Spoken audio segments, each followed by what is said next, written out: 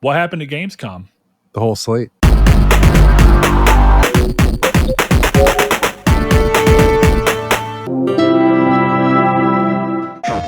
Hello and welcome to Triangle Square, the PlayStation podcast. I'm your host, Brett Beck, and alongside me, as always, is one Mr. Chris Figs. Chris, nice to see you. How you doing? Doing great. How are you, my non-free gunner? We'll get to talking about how I'm not a free gunner yet and how I guess the majority of people aren't. But how about we don't start on a sour note immediately, Chris? Let's start off by letting everybody know that we're back to another bi-weekly episode. The format seems to be holding well, so we hope that you're enjoying the change, and we appreciate you holding with it on there. Quick update, my wife is doing well. She went back to work light duty this week, so for anybody who was wondering and all the other people who reached out with kind words, I appreciate it, and it's been good to see her kind of be able to get back around and get a little bit of her freedom back. Chris, as you know, we are going to get to talking today about Balatro getting some new goodies, some news about the Crash franchise and what seems to be happening with the ABK buyout seemingly changing some plans. Hard to tell.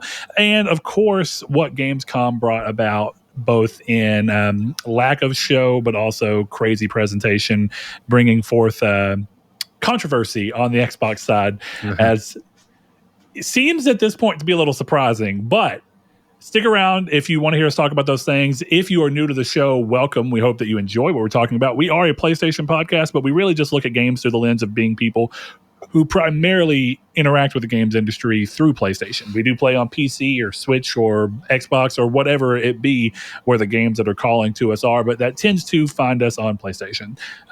So with that in mind, Chris, let's start the show in the time-honored way of checking in on what each other have been playing so that we can give either each other something new to put on our radar or the listeners something new that they might have missed out on or might have needed to hear a little bit of word about before they made a decision themselves. So you've got a good-looking list this week, man. You really stuck with the franchise for a while, but you finally decided to pull yourself over. So fill us in. What you've been playing? All right, so let's see. Let's start with the good one. I committed to a full 100% of a video game, and I have the platinum in Final Fantasy 16. So that's done. I've played that game. This is like the guy who doesn't get married. He just dates around. It's like, no, this is a serious relationship, my guy. I'm 45, knocked up a stripper, and then I realized that all I wanted to do was be a father. So I married my best friend's ex-girlfriend. You got it. See? You figured it out. I knew it. So Final Fantasy 16, beaten platinum that. It's a good game. I'm glad I enjoyed it. It was fun. Okay, got a little long in the tooth, but here's where we've got to have a really important conversation because last episode, as anyone who listens may have noticed, if for any reason you missed it, we'll get a short recap. Chris expressed worries about how 16 did not live up to his thoughts of what a Final Fantasy game would be, and that his early, 7, Rebirth, Crisis Core, and then 16, that he wasn't sure that he'd be able to see someone going backwards and still enjoying the franchise. And yet, clearly, Chris, you did go back and you did enjoy it, but how does that change what you said last week? Because your message to me kind of made me laugh, but I was also wondering, when he expounds on this, what's this going to really look like? Because the message I got from Chris was either I'm crazy and they totally can, or I just also like the type of game that Final Fantasy 1 is, even though they're still too disparate to be in a single franchise. So you've had a little more time to ruminate on that, and you've had a few more Final Fantasy games to play since then. So what's going on here? The next game I played, I stuck with it 2 games in a row, all the way through, and I got the platinum in Final Fantasy 1. So I went from the newest all the way to the oldest. Decided to go that route. I like Final Fantasy 1 a lot. It's in a lot of ways. There's like nothing really going on in that game, but like a lot going on at the same time. It's very simple and it's fun. It was fun. It's like they're telling you this big story, but at the same time, it's very like the story is very basic and nothing exciting is really happening in it. It's just kind of you have to get this, and then you get this, and then I guess you did it. Kill chaos. it's classic storytelling, right? For video games, where it's like the plot's there and it does matter, but it's primarily a motivator. Yeah, and that's the thing. It's not a bad thing. It's very much like a nothing. It's more of it's a vessel for gameplay, you know? Yeah. Like a chip is a vessel for dip. This is a vessel for the gameplay. And that's the thing. That's what I liked about it, was the gameplay. Like I had a conversation, I think it was Jehudi, where I was saying, like, I would never say I had an authentic experience with Final Fantasy 1 because I played that shit with all the boosts on. I would fill out my bestiary and then turn off encounters and just move forward. So I enjoyed the game for what that was. But it's one of those things where like it reinforces my opinion that giving someone who doesn't know what's going on 16 and then giving them 1 and saying these are the same franchise doesn't track with me. So let me ask you this much then.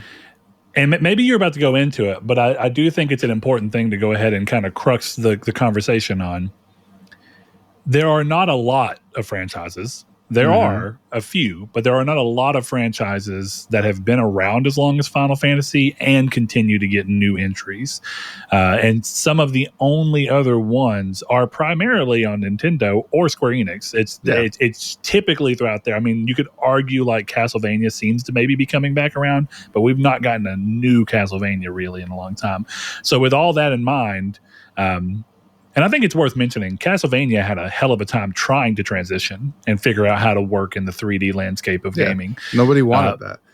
Yeah, but when you're looking at this and companies are trying to help a series evolve to stay relevant so that it can continue going on, I think that there's clearly a big thing to be said about having someone play Breath of the Wild and then play fucking Link to the Past.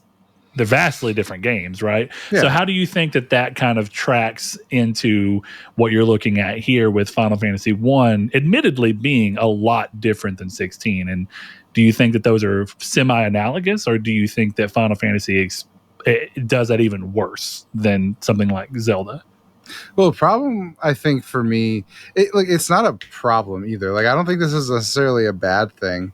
I think it's just like more of an academic like conversation of like, I don't get this, because the whole point of it, right, is like, I don't remember who it was, but it was one of the producers saying Final Fantasy is whatever the director at the time wants it to be.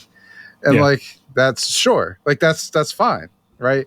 I just like, I guess for me, like, when I'm making and thinking of a franchise, you would think there'd be more connective tissue in like a mainline game than just like, oh, there's chocobos here and Ifrit still exists, you know? And I think that's like there's connective, like obvious Final Fantasy connections in 16. It's clearly like in that same universe. I just think that the gameplay being so far removed from it, especially from 1, like this is a weird conversation because we're talking about the first one and the latest one of 87,000 entries, but I do think it fundamentally changes even from what I've played of 13. I think is the latest one outside of 14 that I've played deeply, and even that one feels closer to 1. And even I've gone into 4, and we'll talk about played 10 my experience as well. with 3, and I've played 10, about that. And all of those feel closer to what I got with 1 than what I got with 16. It's not a matter of, I don't think this is a Final Fantasy game because it doesn't feel like Final Fantasy in this world, because it does. But like, I don't think you would sit here and argue with me that Stranger of Paradise should be Final Fantasy 17 or Crisis Core should be Final Fantasy 7-2. It's weird because while I agree with you, it also wouldn't surprise me if Final Fantasy 17 was just Stranger of Paradise's gameplay. Because, the story being what it is whatever in Stranger of Paradise. I think more than anything, it's that Stranger of Paradise is a quite large gameplay derailment from the majority of the series, which is kind of why I pointed towards Breath of the Wild and Link to the Past. Because I do think that there's quite a delta between the way those games play. And the reason I bring that up is because, transitioning series is always difficult. And definitely when the primary Final Fantasy was at one point in time a premier series. It still is, point being, but it was a premier series whenever the transition needed to happen. Mm-hmm. On top of the fact that it was growing and trying to stay relevant when a large majority of the premier gameplay audience has. We talk about all the time, but like turn-based is gone out of being the primary thing that the majority of the audience wants. Sure. Of course, long-time big fans want it. And so Final Fantasy had to deal with that, whereas something like Zelda was always real-time, right? But you look at the way that like Link to the Past was structured, where it's very dungeon-heavy, and you go in, you solve problems within an isolated area, and they're very tightly made experiences. And then you move up to like Majora's Mask and Lord, how am I forgetting the name of the game right now? Ocarina of Time. The Ocarina of Time. Thank you. Ocarina of Time takes the Zelda format and puts it into 3D pretty reasonably. And I argue, like you said, Final Fantasy 10 and 13 all did this same thing. It's just people didn't want to keep playing turn-based for some reason, is what we're led to believe by Square Enix. But do you think that that's primarily it? Because, I mean, even then, right, Breath of the Wild's quite a bit different gameplay-wise than Zelda. So how do you take these two examples and paint them as one being more acceptable than the other one in this scholarly way you're talking about? I know that this isn't like a real complaint. Yeah, I'm not... to me, I would almost push back on the Zelda thing, because Zelda is doing... look, Breath of the Wild is the only Zelda game I like. So I'm talking out of my ass a little bit, but from everything that I know about it, it's about the dungeons and moving through the world. And I think that Breath of the Wild is just an open world. Go do these dungeons. Go, like, the shrines are just small dungeons, and then the boss fights are big dungeons. So in the end, I think it all kind of goes back to it. Not to mention, from the little bit I have played, the combat, for the most part, is evolved, but the same. You're swinging a sword and blocking. And throwing bombs. Again, that's the thing. It's gone from a little more rudimentary to, now it's, hack and slash almost, in a way, right? Well, more than that, right? Because like the old games didn't let you, and I don't want to get too lost in talking about Zelda, but I think it's worth pointing out that Zelda became far more physics-based.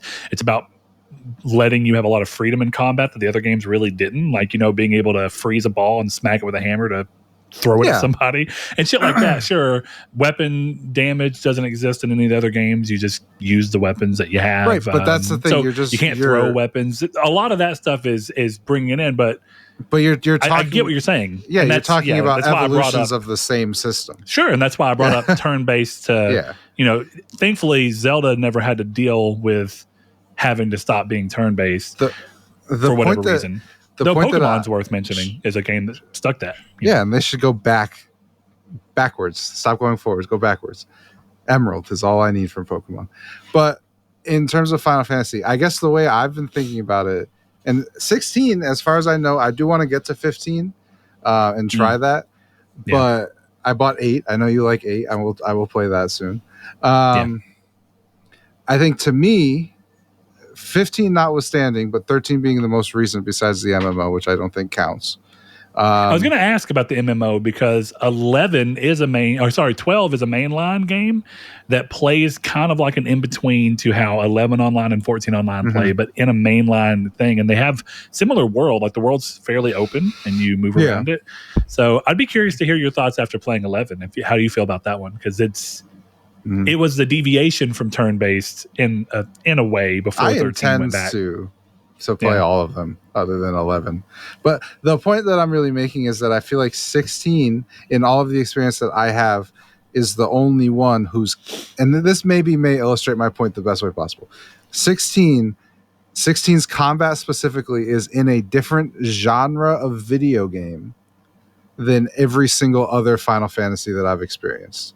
And I think that's where the disconnect is. Not that this isn't a Final Fantasy game and it's not turn-based. It's that you play 16 and it's an entirely different type of game. And that's what was throwing me off. Even going back to stuff like 10 that I've tried recently, and going back to even in a different franchise, which was closer to what I expected 16 to be in Dragon Quest 11, right? Those all have, to me, what is basically the same combat system, right? It's all expanded versions of them. Even the way you use Materia in 7 Remake, right? That has that tactical feel. And 16 is just a action game, hack and slash. It's an entirely different combat system, right? So that's where it was throwing me off, right? And I think going to show that I played 100 something hours of 16, and the first thing I did was go to what felt like a different genre, right? There was no, hey, let me go play Devil May Cry and take a little break because I need a break from RPGs. It was, fuck that. I need a break from action games, from hit square, hit square, hit square, R2 square. You know what I mean? I needed something different from that. So I went back to Final Fantasy, which felt like a different type of game in a different genre, because the thing that I was engaging with the most is in a different genre. Yeah, and yeah, combat is your primary form of engaging with those games. Right. Yeah. Well, interesting. Moving up to 3, because you also get into this thing where a lot of people view the active time battle as a bastardization of turn-based and all those things, which is interesting. You've played enough of 7 to be familiar with ATB systems. Yeah, I like it. And I do mean original 7. But yeah, it's interesting to see you move through the franchise, because I don't even completely disagree with anything you're saying. I do think 16 is a different genre. I'd be curious to see your take on 15, because I think 15 is in many ways the same thing, but being less brazen about admitting it. Yeah. I don't know how to say that in any better way. That's the best way I can say it. It very clearly is trying to be an easy action game. And honestly, I'll give 16 a little bit of credit. I'm not saying 16 is the most difficult game, but 16 does want you to learn combos and understand the gameplay loop and care. What really makes 15 so weird is that if you play it the way it's actually designed to be played, you are just holding X and it's attacking for you until you want to block, and then you just hold O for the entirety of the time you want to block. And any attack that comes to you while you're holding, the circle doesn't happen. That was one of the best sales pitches I've ever heard in my life. One button combat. Oh yeah. It's a weird idea, but what's funny about it is that 15 is easier to disguise to feel like Kingdom Hearts style ARPG, where you can tap X, and even though you're essentially just, how like you can tap to sprint in Grand Theft Auto, and it technically uses your sprint a little less in the old games before they actually brought that in as a mechanic. It's basically that, where if you're just tapping X, you can make yourself believe that you're doing a swing every time. All you're doing is hitting X often enough for the game to register that you're trying to attack, and it's automatically attacking for you. So, yeah, one of these days when you get around to trying 15, I'll be curious to see where you land on it, because I do think the majority of what else you've said about the series is mostly pretty intact, and I agree. 15 is just such a weird one to do, because it is in many ways the same type of game. It just tries to hide it under more layers of pretending to be an RPG, whereas 16 is just kind of like, yeah, we're not really an RPG, but we're going to give you a few RPG considerations. Like, you have a little bit of gear. It'll slightly change what you do, but at the end of the day, the game is mainly worried about you learning its combat and how to combo and whatnot. So sure. One of these days. But yeah, Final Fantasy 3 is where I broke my streak. And it's like, it's my fault that it happened, but I'm mad at the game, so I just not going to play it anymore. What happened? So Final Fantasy 3 has some mechanics that I do not like, which is Toad and Minnie. I don't like those at all. I thought that was really shitty. But I got through that. And obviously I'm following a guide, because you have to do a bunch of, it's very missable platinum, and I'm not playing it twice. So I missed one city that I'm telling you I did, but apparently it didn't register. So I'm like, okay, fuck it. I'll just start again. So I closed the game thinking that my autosave might revert me back right before I came out of this place and I could go get that landmass. And instead it took me about 6 hours earlier, literally, to where it goes, you have to make yourself mini. And I went, not doing that again. No shot. It wasn't even like I'd have to do all these battles again. It wasn't that I have to find all the treasures again. I was like, I'm not doing the mini bullshit again. So, and that sucked because I don't know if you remember how that mechanic works, but you have to make yourself mini so that you can go into these tiny little tunnels. And you have to do that for like a whole boss dungeon too. But the problem with this is you use mana to cast the enlittling charm, right? But in order to embiggen, you also have to cast mana. And there's 4 of you, and all of you need to be mini. Unless I missed something where it only has to be one of you, but I think you have to do it to all of you. So I don't know, actually. It's been a long time since I've played 3. Yeah. So that mechanic in its entirety, I just went, I am not playing this anymore. Quit on Final Fantasy 3. But I do intend to go back. I'd like to at least finish all the pixel remasters. Except 2. Yeah. 2 sounds so stressful to play. Like, I know it's probably not, but I was reading the trophy guide and I was like, I don't want to keep up with this. So I skipped right to 3. But I guess it's because you're doing this thing where you're trying to platinum them all. But I really think if you're trying to just experience Final Fantasy, I think you might want to decouple yourself a little bit from the platinums of it all. Oh, okay. It's not even the platinum difficulty. Bring it up. Let me be clear. I don't mean that, but I'm saying that looking at the guide is having you create a barrier in your mind of what you think is going to be an issue, which may not even actually be there. Yeah. But since you're looking at a guide for platinum, you're like, well, that sounds like a pain in the ass. All I'm saying is it's not the best way to approach a game that you might like. And there are times I've seen people shy away from games that I think that they'd enjoy because they're like, but I don't think I'll be able to get the platinum. It sounds like a pain in the ass. I'm just not going to play it. And it's not exactly what you're doing, but it's like you're doing a light version of that. The problem is that like it sounds complicated on top of it, which is compounding with the fact that I've never heard anyone except Josh in our Discord say anything good about Final Fantasy 2. So it's like, I think it's one of the more forgettable titles. I don't want to do this weird job thing, and I don't care because nobody seems to like it. Job system's cool though. I don't really, job system's also something that comes back around in a big way in Final Fantasy. This is not a 2 value judgment. It is I decided not to value judge 2 at all right now. Yeah. You made the value judgment not to value judge it. Exactly. So I don't know where you want to go next. Well, you did Dragon Quest, so let's go ahead and hit into that because you brought up Dragon Quest. So you use Dragon Quest kind of as an example of what you think Final Fantasy could still be.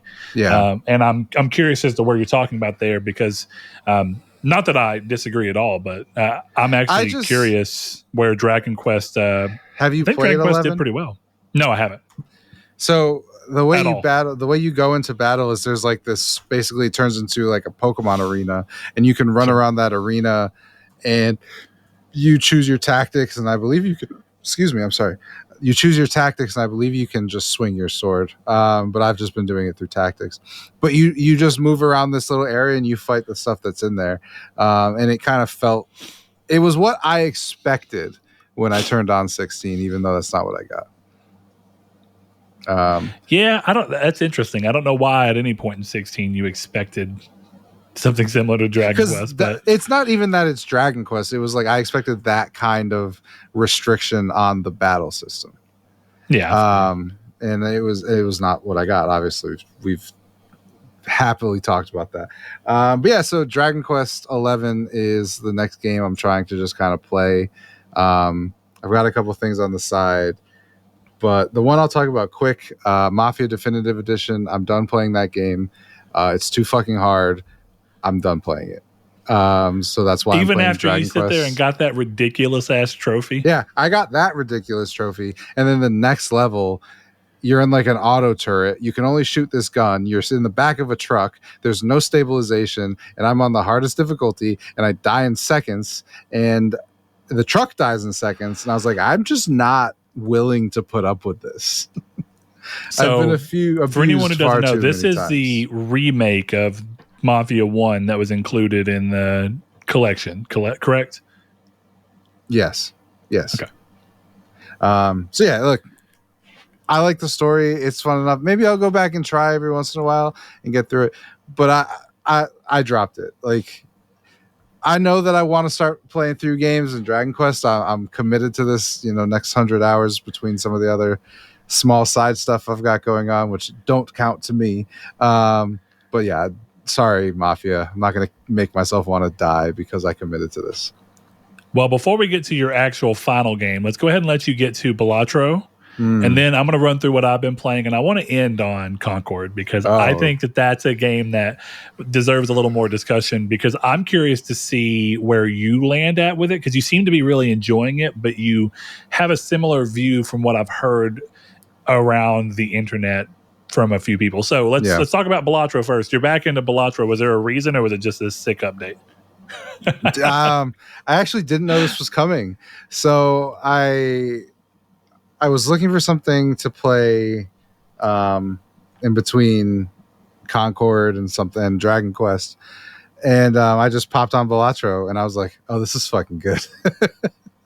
Like it was one of those great game, like, dude. Oh, this is great. So yeah, I just got back in. I've won 2 runs in the last 2 days. I'm on the higher difficulties with the checkered deck, but I think that was a bad choice. I don't think I should have. That's one, like, if I recommend, if you want to, like, even if you're not going for trophies, but you want to get like all your Balatro skill, don't use the checkered deck until the end because it makes the game not easy because it's still a difficult game where you have to know a lot of mechanics, but it makes getting flushes extraordinarily easy. So it depends on what you want to play. I mean, and part of it is that you have to win with different decks anyway to unlock other decks. Sure. So you want to be playing around with them and experimenting. But Chris, just because I wanted to see, Balatro on True Trophies is still at 5,888 points because it's apparently that rare. Yeah, it's so hard. It's hard. Yeah, it's difficult. Yeah, very difficult. It's 1% of people who are on True Trophies have the platinum. Holy shit!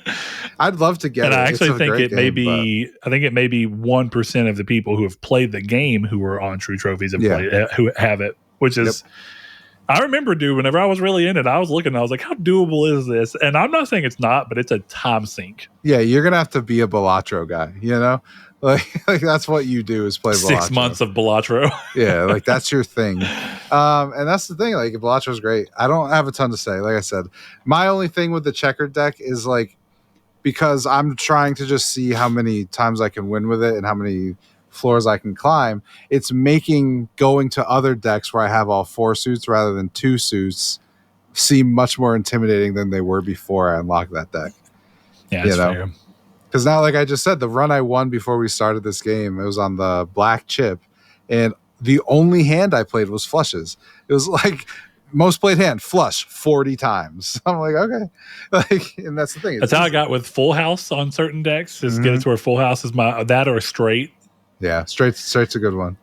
Straight's a good one. If you level these things up enough, they're really worth it. Or if you get the jokers that allow you to, it adds the number of your most played hand as a multiplier. That one I'm iffy on. I don't think that one's great. But like the run, it depends. It depends on how often. It's and what level you have it, and where does the multiplier hit. One of the craziest things about that game is paying attention to your joker arrangement so that you actually get the multipliers at the right time. And that's what was nice about the run I was just doing was the last boss was like flip and shuffle the jokers. I'm like, oh, that does not matter. This is just in the bag. And it depends on your joker setup. Sometimes the ordering doesn't matter at all, and sometimes it like make or breaks the entire thing. Because I was getting 1.5 multiplier for every heart card, and then 2 times for every face card. So it literally was not affecting me. That it wasn't. I think the primary thing is you've got to make sure that you have your multiplier at the end because you don't want to have that hitting at the early and then add on because it's multiplying immediately as soon as it triggers. So if you have it before and then you get another multiplier to your card, you're missing out on how it actually adds up. Exactly. And this one was interesting because it was the first time I'd ever won mostly on the back of chips. Because I had the Joker, like the camper or whatever.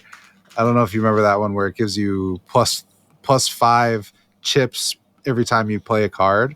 And I had that in Ante 1, and I kept it all the way to the end and then sold it right before the boss. So like I had a 2 that was doing 40, and like I had an 8 that was doing 100 something. So I was getting mad chips and just popping off. So Balatro's fucking fun. Go play Balatro. Download It's Balatro. so good. You have, by the time this episode comes out, you'll have one day until Vampire Survivors arrives on your PS5 this summer on August 29th. So you can play one whole day of Balatro, and then you can play Vampire Survivors, which, as I've said before, arrives on PS5 technically this summer on August 29th. All right, Chris, I'm going to roll through mine real quick. I did end up platinuming Super Woden GP2, and I continue to stand by. It's a rough name, but great game. Really good. And also the platinum was a little harder to get. There's a trophy that I think is fun on there, and I got it on the first one without realizing it. Yeah. Where you get a trophy for not washing your car. But it only took like really? four or five races in the first game. I think it was just a kind of like one of those BS things where your car can get dirty in a race, and there is a mechanic for washing it.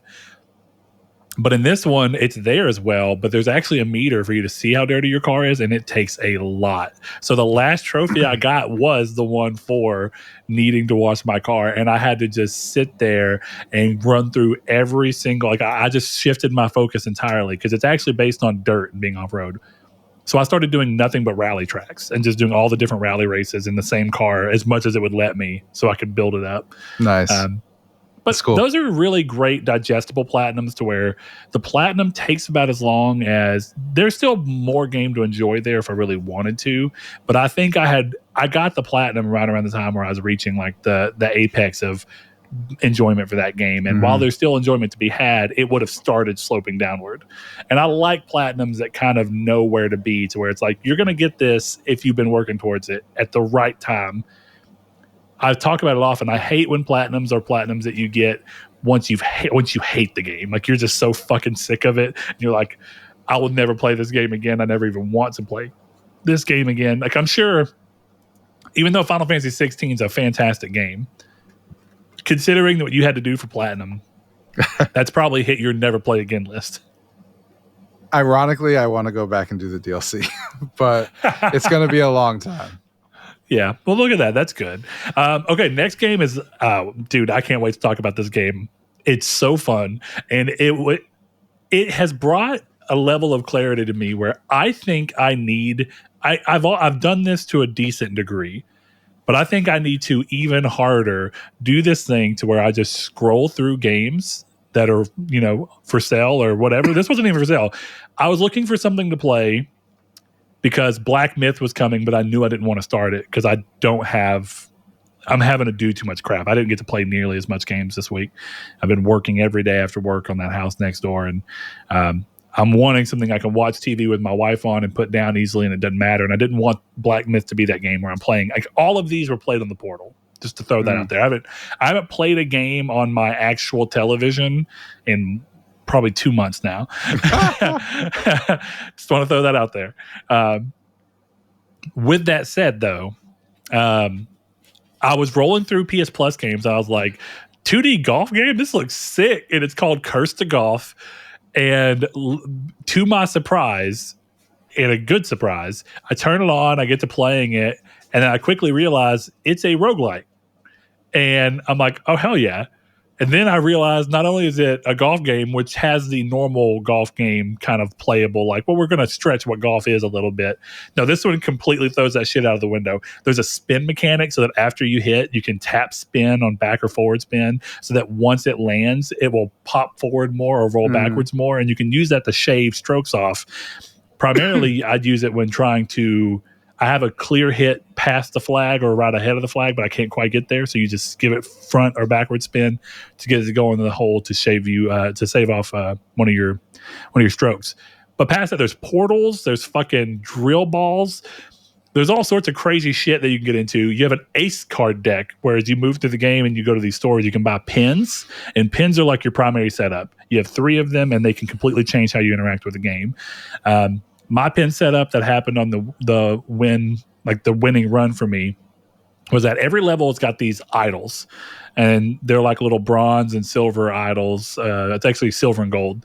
And I had a pin that would destroy all silver idols as soon as you went into a level, and those give you, every silver one gives you 2 extra hits before you hit par. So then I had gotten one that destroyed all gold idols as soon as I started playing a level. And then I got rid of the silver one because it upgraded all silvers. I found one that upgraded all silvers to gold. So every hole, as soon as I'd get into the thing, I had to be like 46 hits that I could do to get to par. So that was really fun. And it was still really difficult. I was getting pretty low on the final boss. It's quite wild. I love the game though. And I think it does all of the great things that a traditional, more what you'd expect to see from a roguelike does. But I think it's so cool that it decided to mix sports shit into this. So highly, highly recommended. And I want to, in the future, move towards just looking at a game's art and being like, that just looks cool. Download it. Let's see what the fuck it is and play it. Because that's exactly what this was. And it's one of the favorite things I've played all year. You're muted, but. Oh, wow. Hell yeah. I want you to try it. I think you had mentioned that you'd actually played this before. So, Brett, this is another game that I bought 2 years ago when it came out and recommended to you, and you did not play. I don't remember that, but I'm very sad that I didn't when you recommended it to me, because I don't remember that at all. Yeah. Sick game, though. It's a great game. Absolutely play it. It's very good. I like it. And yeah, hidden benefit. I realized that one of the most grindy trophies is breaking 50 gold idols, but my winning pin setup just made that happen so quick. Oh, wow. Nice. And I had gotten a hole-in-one without even attempting. Didn't even know it was a thing for a trophy. I just saw an opportunity. I was like, can I get a hole-in-one here? Is that even a thing? And so by the time I ended the game, I needed like 3 trophies. It was win a hole by hitting it in 2 shots, 3 shots, and 4 shots. And I was really surprised. For our trophy competition, we use true trophies, so it gives you points based off how rare these are. Well, this game does not have a lot of people who've played it that have gotten the platinum, because it's very RNG heavy and still skill dependent. And so I ended up with a platinum that's worth like 4,800 points, which is like more than double a relatively standard platinum. Most games are going to be somewhere between 1,500 points to 2,200, I'd say. Yeah. And so, yeah, if you're playing the trophy competition and you want a challenge, I'd give it a 5 out of 10 difficulty that could go up or down depending on how lucky you get versus how skilled you are. So could be a 7 out of 10 difficulty for you. Could be a probably lowest would be like a 4 out of 10. It's still pretty difficult, but it's fun. Yeah. I'm blown away you said that. I'm also blown away that game is worth like 3,000 more points than the game I just spent 100 hours on. Oh, 16? Yeah, it's only like 1,500, I think, last I checked. That is gross. Let's find out. Yeah. I'm going to look it up while you talk about your next game. Interesting. Okay, the last one. I never got around to the Cult of the Lamb train, despite knowing that it was a game that looked really good and like one I would enjoy. But also, Chris, I need you to kind of help fill the rest of the game out, because I don't know if I'm just doing really well at the game or what. I've played for, if I had to give it a rough estimate, I've played for 8 to 10 hours. Okay. Is this supposed to be a roguelike in a more in a more sense of like, if I die, okay, I haven't died yet. Okay. And I've beaten 3 of the bosses. Okay. Well, you're pretty far. Yeah. So what I'm curious about, is this a game where I have to restart the entire run, cult and all, if I die, or do I just lose some resources? No, you lose. Because right now I call it okay, that makes more sense. Right now I call it a roguelike light. Yeah. Maybe even more than that, because it's like every time that you run into a crusade, which is where you go into where the bosses are, it's like starting a new mini run. We have to choose a weapon, choose a curse, run through, get tarot cards that affect that run, and then you get out and you get all the rewards for that. And it goes towards more of your civilization building side, which is really fun, by the way. I really like that part, and I find Mhm. myself sometimes spending like 2 or 3 in-game days just fucking around building stuff and trying to make sure all my followers are happy. But it's a really good game, and I've enjoyed coming back around to it and kind of seeing what all the hype was about. So, Chris, this was, of course, the game. I had a little bit of outside motivation. This was the game that was voted on. I'm Mhm. still in a position, or for the trophy competition. So this is our monthly game. First person to get the platinum in it will get an extra 1,000 points. Maybe that'll be me. Maybe it won't be. I don't know. But this also came from the secondary thing of Wukong is still the game I want to be playing, and I'm still not at a point where I can dedicate to playing a full-fledged game right now. And I'm a little worried because Astrobot's like right down the way, Yeah. and I want to play it. So I think Astrobot may come before Wukong. But do you think you'll find your way back to Cult of the Lamb this month, or is it kind of a back burner thing for you? I played a little bit of it yesterday because I knew exactly what you were doing, and I'm like, I'm farther than him technically right now, so I think I'm gonna go in there, and I just kind of didn't want to play it, so I like how you say you knew what I'm doing, like I'm over here just trying my best to get it. I'm playing a game that everyone else has the opportunity to play. Man, shut the fuck up, because I know you started playing it finally because of the competition, which is all I meant. For sure. So that's why I was like, I want to see if I can beat him. But then, like, I started it yesterday. You totally could, by the way. Oh, I definitely could. I have like 50% of the trophies already. No clue on mine. Yeah. So I just went, meh. I got into it. I was like, this is fun. I love this game. I don't want to play this right now. I'm going to go back to Concord. I've got 48% of the trophies for the main game. Oh, shit. Cracks the knuckles. I've already done like some of the stuff like beating the bosses without getting hit. I've done a couple of those already. I got one of those on the first fight that I did with it, and I was like, I got 2 trophies for one boss, and I looked, I was like, oh, okay. Yeah, there's a dress or whatever that I'm wearing that makes it really easy. So as long as you can do it. Yeah, I've unlocked one of them. Is it the gold fleece where if you get hit, it resets? Yep. I have that one unlocked, but I haven't done it yet. I think I'm going to put it on a try. That you was take really double damage, fun. but you can build up. Yeah. And you'll get like, I have like, that's how I did it. It was one of those things where I didn't get hit the whole dungeon, got to the boss, and I just hit it once and it exploded. It was great. For sure. Yeah, that was my try. As soon as I was getting off to get onto the podcast, and I was like, I've had this unlocked for a while, and I've just been a little too worried about doing it because I'm trying to see if I can go through the whole game without dying. Yeah, that'd be cool. And putting something on that does make you take double the damage increases your chances of dying. There is no trophy benefit to that. Not that it's not cool that you're doing it. I'm just making the point. Okay. Good to know. I forgot that Halloween game was coming out. Sorry, I got distracted. Oh, you're cool. Looking at PSN. Well, Chris, that brings us. I'm glad to have come around to it, but that brings us to the game that kind of I think has been moving around on everything, and we've been at this for a while, man. Let's talk Concord real quick, and then let's get into everything else. We don't have too big of a week on news in terms of individual pieces, so everything else we've got to cover today is what it is. So this is what you get with a bi-weekly show. We got a lot to talk about. Yeah, before we get into Concord, I want to ask you something, and I wish I'd have kept it up, but I looked at something. When you were talking about Final Fantasy 1, and you were talking about speaking with Jehudi about not feeling like you necessarily got a true Final Fantasy 1, I think this is a great time to quickly throw in this question before we get too far away from that. And he says, when do, quote, quality of life improvements, which I think we could all look at what's in the Pixel remastered as most of the old games like that, they get remastered, have quality of life improvements, speed up, all those different things. You can play the game in a fast speed. He goes, when do quality of life improvements become a bit much? Fast travel points galore, restart a battle or card battle in an instant, buying microtransactions that boost your character or make leveling easier. Where do you draw the line? I don't know. I don't think. Or do you think a line should be drawn? I don't think I draw the line anywhere. Because it's a hard thing. Because I think to me, I would say like, oh, if you turn off encounters in Final Fantasy, you don't get the trophies. But like, why? You know, like that to me is like a fine balance. Like in Balatro, right? I can't get trophies off a seated run.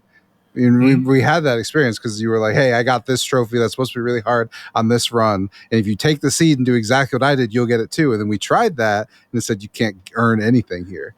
You know, and I think that's a good middle ground for some of the more egregious stuff. But it does lead me to the question of like one of the things that I did when I was grinding for the bestiary in Final Fantasy was all you have to do there is just fight one monster and you add it to your bestiary, but it's a random encounter. So I was just turning on auto battle and going up and down and letting it auto battle. I wasn't playing it. And it's one of those things where like I would have gotten frustrated having to auto battle all those battles that by the time I was doing it didn't matter. Right? I wasn't gaining experience to fight chaos. Like I was done. I just needed to grind this out. So you know, that to me was like, it was a great quality of life feature. I think the closest to being bad that I would say is a microtransaction that you buy to help yourself out. But again, it goes back to the question of who cares? You know, I think my honest to goodness fucking line is launch Horizon Forbidden West. Hey, I think you can go up there. Hey, I think you can go up there. Hey, why don't we try using that wheel? Hey, why don't we go up there? Hey, I can grab these ledges. The yellow ledges I can grab. Like that stuff is annoying, but that is objectively a quality of life feature. It was like I agree. The yellow paint controversy. Yeah. You know? Yeah. And it's funny because you see the yellow paint controversy. Everyone makes fun of that. And then now we've got people complaining about Wukong because they can't go to certain places. It's like, well, if they had signposted with yellow paint, you'd know that there's no yellow paint over there, so you can't get up there, you know? Well, you know, bringing back that, since my wife was down for surgery, I loaded up Stray and let her play it. She played a few hours of it. And then I don't know, you know, she doesn't game in the same way, and it's hard to gauge what's going to catch her. She loves cats. She liked that part of it, but I think the game was too difficult for her a lot of the times, which is a little crazy to say because it's not a difficult game. She wasn't able to get the speedrun trophy. Is that what the problem was? Yeah. But there was a few times where watching her was really enlightening. And I noticed pretty quickly, without her having to say anything, what was happening with her. And a lot of it was like, she'd have an area where she's like, I see no reason I can't make this jump, but it won't let me make this jump. It won't let me jump here. And I was like, oh yeah, she doesn't know that you have to look and like, there is colored elements that let you kind of see that this is something you can jump on. Or you can push the stick towards the direction. If you hold the stick at an edge in a direction, it'll highlight an X on something. She just thought that if she could jump on it, an X would show up on it. But she didn't realize she had to like get to an edge and then keep pushing forward to make the highlighted options come up. But also that in particular, the area, she got to a spot where she couldn't figure out how to get across to a spot she was clearly supposed to get across to. And I saw her walking around and she started trying to knock over this board that was leaning against the wall. And I kind of watched her for about a minute. And I was like, are you trying to knock over the board to see if you can use it to like cover the gap and walk across it? And she's like, yeah. And I was like, that'd be so cool if you could, but unfortunately games can't do that because they have to code every instance of what they allow you to do so that the game can function. But how fucking cool would it have been if she could have knocked it? And I think that that's the thing that kind of catches her. A recent game, or the last game that she really fell in love with and beat, and I mean she would have platinumed it if she had played it on her own account, was Bugsnax. But huge difference. Bugsnax doesn't really have any of that. It's just, you know what you've got to do. You just got to get good enough to do it. Whereas even though everything about Stray seems simple, if you don't already know games, there's a lot of barriers, and you do kind of hit this wall of, why the fuck can't I grab this board? Mm-hmm. Yeah, you're right. I wish you could too. It'd be really cool, but I don't have a good answer. Yeah, it's like, well, I gave her the good answer. I was like, I think like one dude made this game and he would have had to code for you to be able to knock that board over for that to be a reality. And that's just not what he prioritized. But it was funny because she fell off that game because of how restrictive it is in a way that doesn't feel restrictive to people who play games. But if you don't play them, it does. And so tying all that into, that's why the yellow paint stuff can kind of matter. And that's why even having a character note the thing is important, because it can help somebody be like, oh, okay, that means I can grab those. Cool. I can create that connection and go about my business. For me, to give a quick answer, I find myself sort of begrudgingly agreeing that maybe there really just isn't one, in terms of there's not a point. And to be fair to Jehudi, I don't think he's asking should they not be there. I think he's saying at a personal level, where do you think this is more than I want to put up with? And it was kind of like you were mentioning with microtransactions. At some point, it's like the game's not forcing that on you. You're choosing to buy that, and you're making that choice. And yeah, is it annoying that it's an option because there's a question as to whether or not it motivates you? Did they change the game's design to motivate you to buy this microtransaction? Yeah, I mean, that was the controversy with Assassin's Creed Odyssey. And I hated that. I never felt like that was a real issue, because that's not what the game was designed for you to do all the side quests. I'm sure you could easily make the argument that it was designed that way because they knew that nobody would want to do that, so they would buy the microtransactions. But if the design is, hey, we want you to play everything because we want you to experience all of Cassandra's story, including the side quests, like, yeah, you're going to make it hard to level up so that you're motivated to do it, because we've all experienced, oh, I'm done with this. I'm high enough level. I'm not doing any more side quests. For sure. Everyone's done that. It's weird though, because one that came to mind, and this is just weird the way that conversations work. One that came to mind that I didn't realize was I kind of got excited whenever I got told that Black Myth did not have a map. And I don't know why that was like, I was like, cool. And it sounds like it's such a dumb thing, but I really have found that I sometimes hate when I'm playing a game and it has a mini map, and I find that I'm spending about 3/4 of the time playing the game looking in the top left corner or top right corner. And I'm like, I sure am missing a lot of the game visually because I'm over here trying to min-max getting to the right spot at the right time. And, I get that mini maps are really useful and they show you a lot of stuff, but I kind of bemoan the fact that gaming has leaned so far towards that being a one-stop shop for everything, because it is kind of exciting to think, there is no map.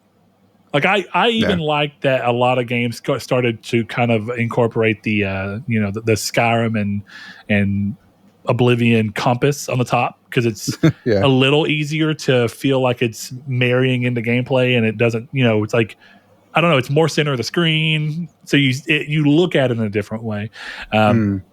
But I guess the last comment I'll have on this is I'm with you in a way that Balatro won't let you get trophies on the seated run, because I understand it's about making the trophy have value. We talk about that.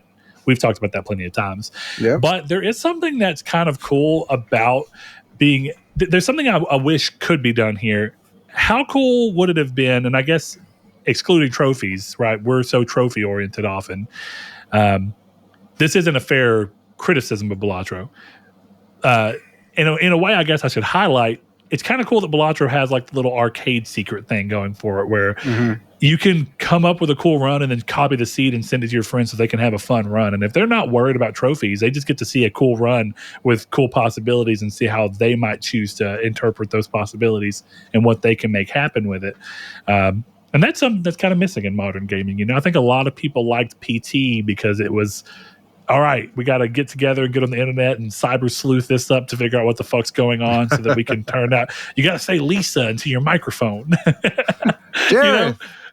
Yeah, Jareth. Yeah, I forgot about that one. Yeah. So there goes that. But yeah, let's not hold it off any longer. Let's talk about the big Sony game that came out, the big PlayStation game on the PlayStation podcast. The new first party game. Yeah. Concord. I don't know how to feel about Concord. Well, actually, that's a lie. I know how I feel about Concord. I really like Concord.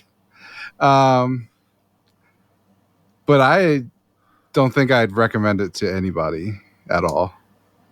And that's what's really sad about the game, where it's like it's a cycle, right?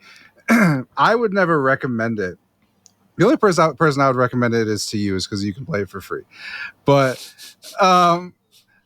like everybody else, like I would say don't buy it, because like I don't have faith that it's going to last very long.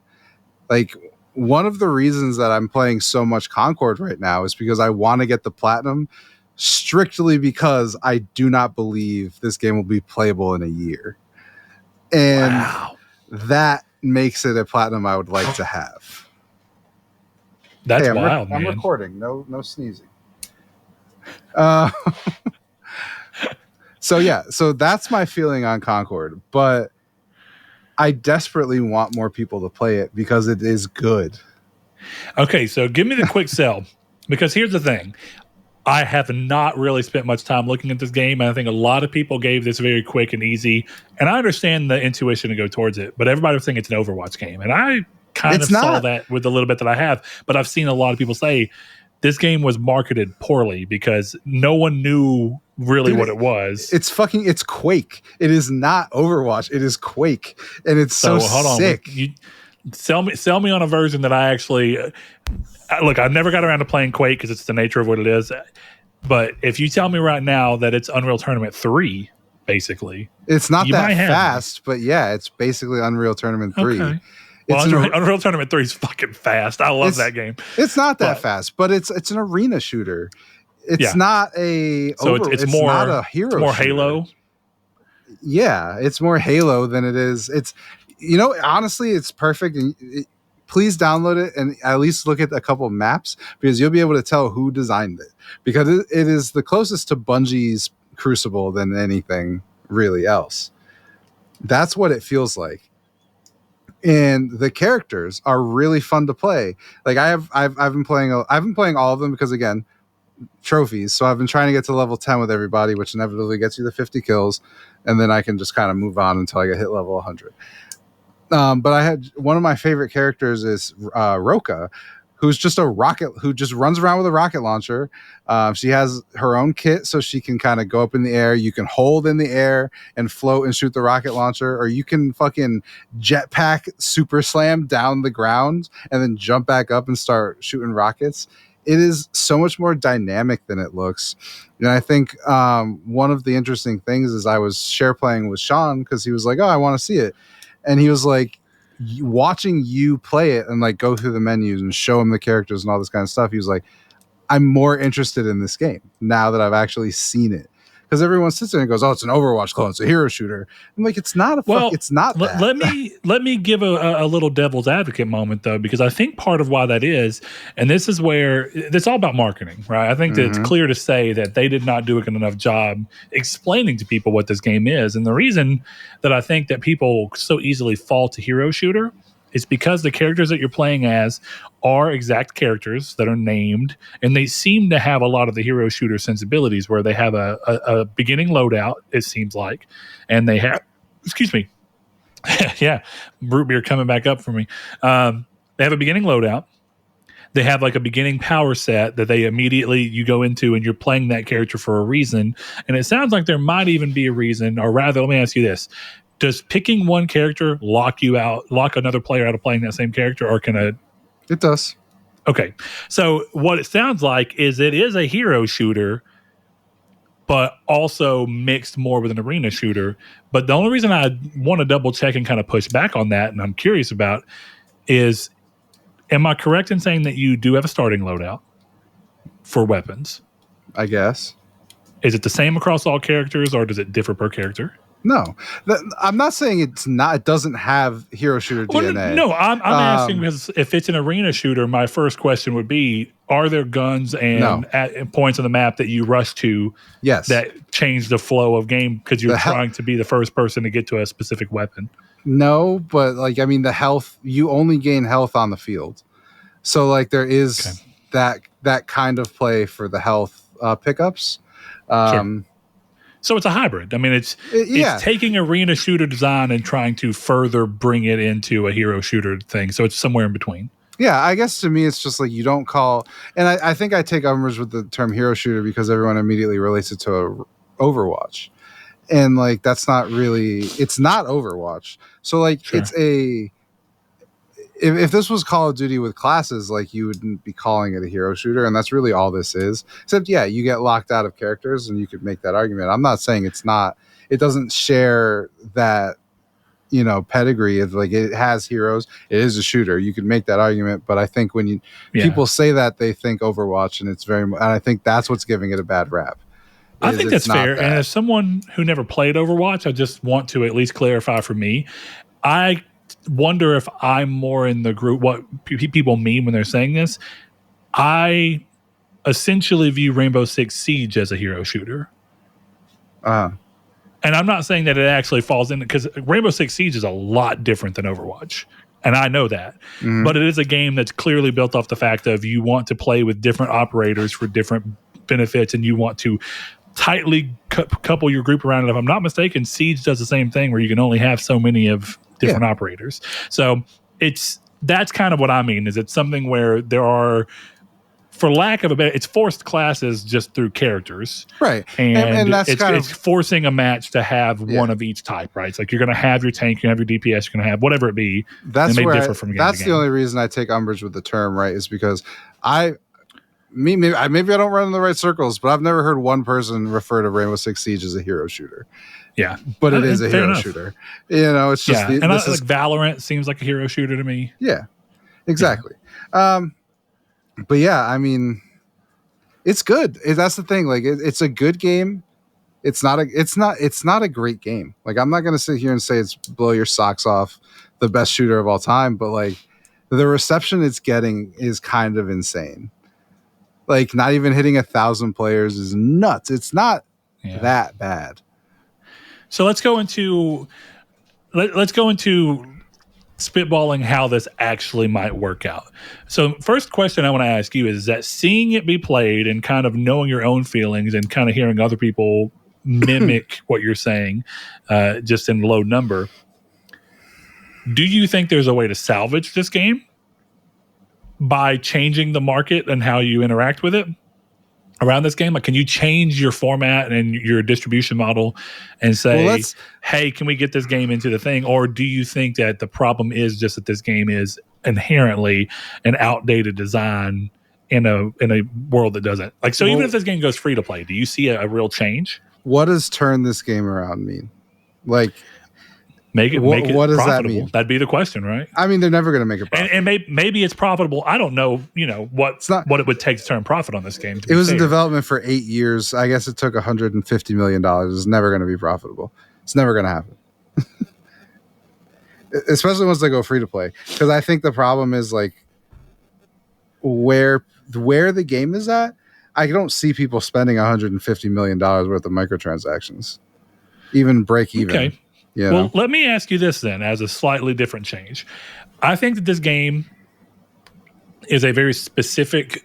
I think Sony should spend more time on their first couple. And look, you got to lose where you're going to lose. Sometimes it's the nature of what it is. But I think that Helldivers gave a lot of people confidence that Sony might be able to understand and break into a games as a service type market. But I think Helldivers, unfortunately, does have a different type of game as a service interaction, because it's not multiplayer in a competitive sense. It's only multiplayer in a PvE, sense, or whatever, PvE, I guess PvE. But with that in mind, Concord was kind of their first break into showing, hey, this is us showing that we do understand this market and can make it happen. So if the game is fun enough, I guess what I'm really positing is, do you think there's enough reason for Sony to try and turn this game around, where we turn this game around to essentially just mean, even if it doesn't become profitable, it becomes a way for Sony to go, look, we do understand and we are committed to this type of game, so that in the future, if they want to make another games as a service, people don't immediately laugh them off. Because I think part of the problem with Helldivers kind of starting to dive down, pun intended, and this game not necessarily hitting really big at launch, is that Sony's going to run the risk of, in the future, wanting to do games as a service titles and no one taking them seriously, and the game's kind of just having a self-fulfilling prophecy of people going, I don't want to try fair games because Concord didn't show very well. Yeah. Look, I think, to me, if I was at Sony, first of all, I would have put out a free version of this no matter what I was doing with monetization, right? Because to me, what I don't understand is why there is no version on PS Plus that is like, hey, here's a daily rotation of 4 heroes, and then you want all of them, you want all our content, $40. You got it on PS Plus, $10 battle pass, $40, you got everything. Right, you want to incentivize that one-time purchase, because clearly the one-time purchase is what Sony is chasing. which I think is part of the problem. They're chasing a one-time purchase when the reality is Concord should have come out like Apex, right? Where it came out with a certain amount of characters, there were unlockable heroes, and you could do that through in-game currency or you could buy it. There was a microtransaction store. There was a battle pass. I get people don't like these words, but they're important for these types of games. A battle pass keeps you engaged, right? One of the things that blew me away when I looked into their roadmap more deeply, because I'm like, I'm playing the game, I'd like to know what your roadmap is. Season 1 starts in October. That is fucking nuts. And what I can tell you right now, being a player of this game, October better be the free-to-play drop too, because they need the influx of players. So that to me is one of their biggest misstep. We can talk about their biggest misstep in a minute, but for me, the way I would turn around the game is make it free to play, but limit it. I don't need full Concord free to play. I need 4 characters, rotate that throughout the day, let me buy individual characters, let it go. Honor the people who have paid the price here and give them all the free content. And then if you want to buy into that, cool, buy the digital deluxe upgrade for $60 and then move forward. But that to me is how you save the game, is you make it free to play and you make people go, because the tenor of every review that I've listened to is, this is good, but you should not pay for this. It's not good enough to be paid for. And while I don't necessarily agree with that opinion, if I could tell people there's no barrier to entry, hop in. It's a Sony game. You already have an account. It's not like you need to make a Nexon account, right? So every barrier to this game is gone other than $40. And that's too bad, because it's worth the money, and it sucks that the message is being sent that you can't charge for a good online shooter. But clearly you can't charge for a good online shooter. Yeah, that's wild. However, I get that Sony's in a rough spot, because I think that they're really trying to maintain their messaging that they're not going to go day and date with their games on PS Plus. And that might be to their detriment in this game's sake. Mm-hmm. And I almost wonder if that will change with Fair Games, and they will go, we'll put some form of the game in some capacity on PS Plus at a certain tier. Maybe if you're a PS Plus at all, then you get access to the game with limited. And if you're PS Plus Premium, you essentially get the whole game. Who knows what it'll be? But point being, Sony's in a weird spot, because I get trying to balance not wanting to set the expectation for people to see the next God of War game and go, oh, they're going to have it on PS Plus day one because of this, or this. Because what happens is, even if you don't announce God of War is coming day one, the moment that people see it's not coming day one, they're like, why the fuck was Fair Games day one and this wasn't? Why was Concord day one and this isn't?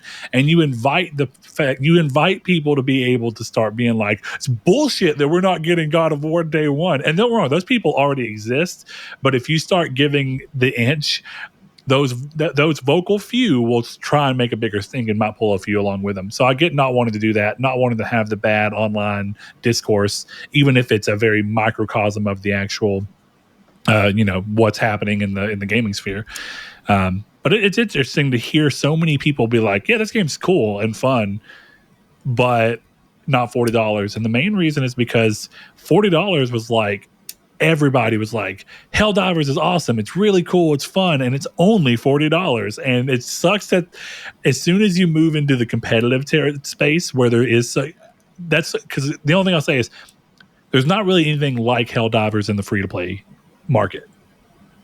So it being only $40 and being pretty unique is a boon to it. But the moment you have something like Concord that, even if it's not true, looks like, oh, there's a lot of different free-to-play versions of the same type of game in this market, people go, don't pay $40 for this. This is stupid. And it sucks to see that that's how the response is, because I would have, my immediate gut as someone who doesn't interact with online play as much is that $40 for Concord seemed like a good idea, because I 100% expected that Sony was going to charge for it. I thought they'd charge full price. Me too. And they didn't. So I thought, oh, this might be, received well. And now all I hear from people is, no, don't spend $40 on it. And it seems like it's don't spend $40 on it because it's probably going to be free to play soon, which sucks because, yeah, if that's actually true, you're going to be pissed if you spend $40 on it and then 2 days later it's free to play. But also it sucks because it kind of pressures Sony into wanting to do it, because if they don't and no one's buying it, the game's going to fall even quicker. But what gets complicated is, as I understand, this game has no extra monetization, right? Not right now. No, there's not even a store. Yeah, so the only money this game currently brings in is through buying the game. Mm-hmm. Sony would have to completely change their roadmap and plan for this game and really go on the back heel in order to even make this game free to play, and then change to a monetization structure that does make them make money. Because going free to play doesn't matter for them unless there's a way to make money off of it. Well, to be clear, there's a store coming. Like there is so that will be there. And it's all cosmetic. Yeah, right? It's all cosmetic. And I think that's the one thing, right? Is like you said, people will be pissed, but I won't be pissed if the press release says, if you spent money on the game, we thank you for your support. We will continue to honor everything that comes to the game is free for you if you spent the money. But there's no, like, I know that this will be a topic of conversation online and people will whine about it, but there is no good argument that if the game goes free to play, you deserve to get everything for free. Yeah, I agree. And that's the problem, is that when this goes free to play and people realize I'm playing it for free, but I have to spend on the battle pass, and hell, I might have to pay for some of the vignettes or whatever it is, some of that stuff that they're selling the game with, which, to be clear, could not give a shit less about. But some people might. And I think people who are looking at this stuff and it does go free to play, they should be charged. Me as a paying consumer, I'm like, they should absolutely be charged for that shit, because I was, Yeah. So, and that to me is like $39. Even if you want to up it, $60, $70, you unlock the full game for free. Everything in the future is free for you after you unlock this. Fine. But do not, this is the one thing I will say, as one of the few free gunners who exists, if they do make it free to play and they go, we're going to give you $40 worth of in-game currency, I will be fucking livid. That will piss me off. If it's free to play, find a way.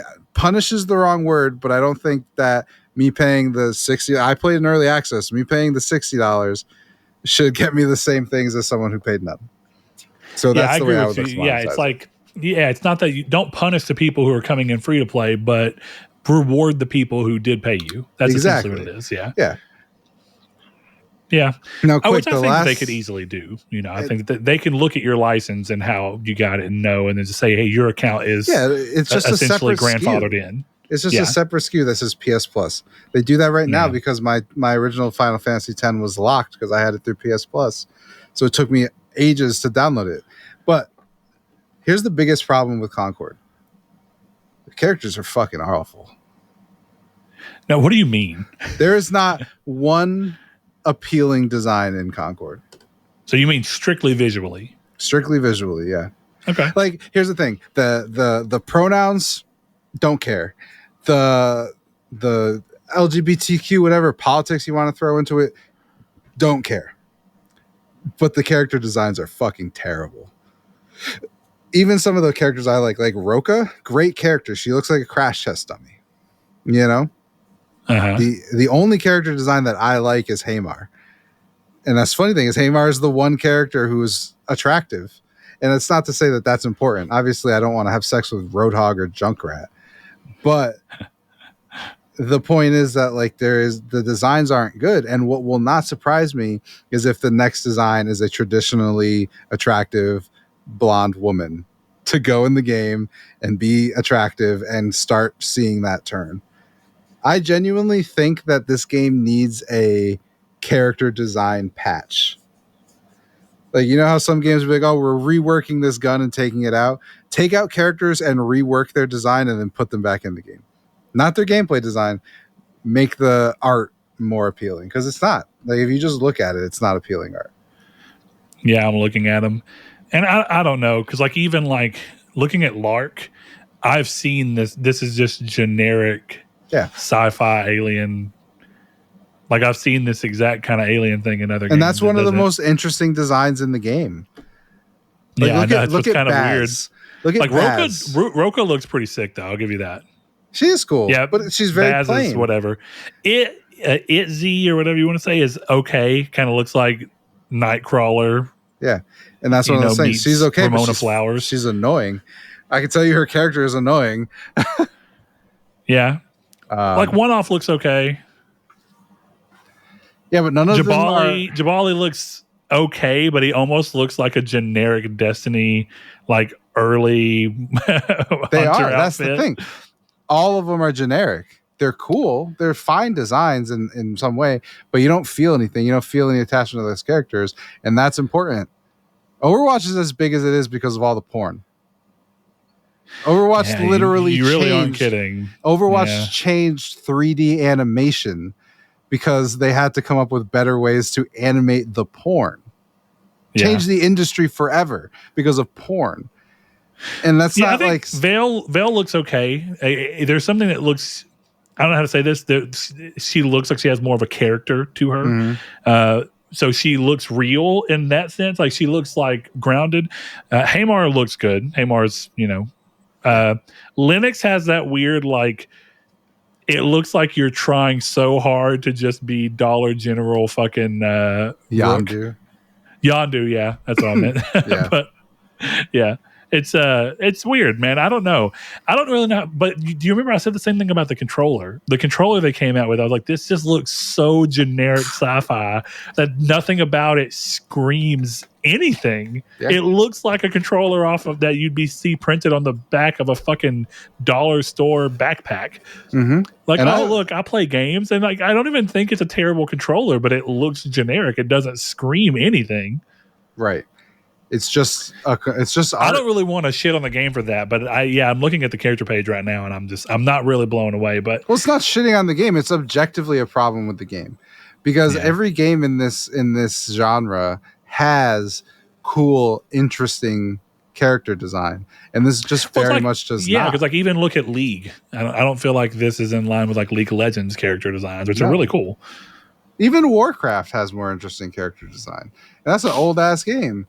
RuneScape has more interesting character design. It's all very like it just needs to be improved, and I don't know what decision was made for this. I think, like you said, it's more that stylistically, it's just a tad too generic. Nothing screams any originality. Well, so it's that, and like, look, you can cut me off at any point. I don't want to get too political on the show, and I don't think what I'm saying is, but I don't think the team is doing itself any favors either. Like they're courting, and again, this is a long time ago design that this all started, right? But they're courting people like Grums because, and I hate to say this because I genuinely don't care. I'm fucking Puerto Rican. This means nothing to me.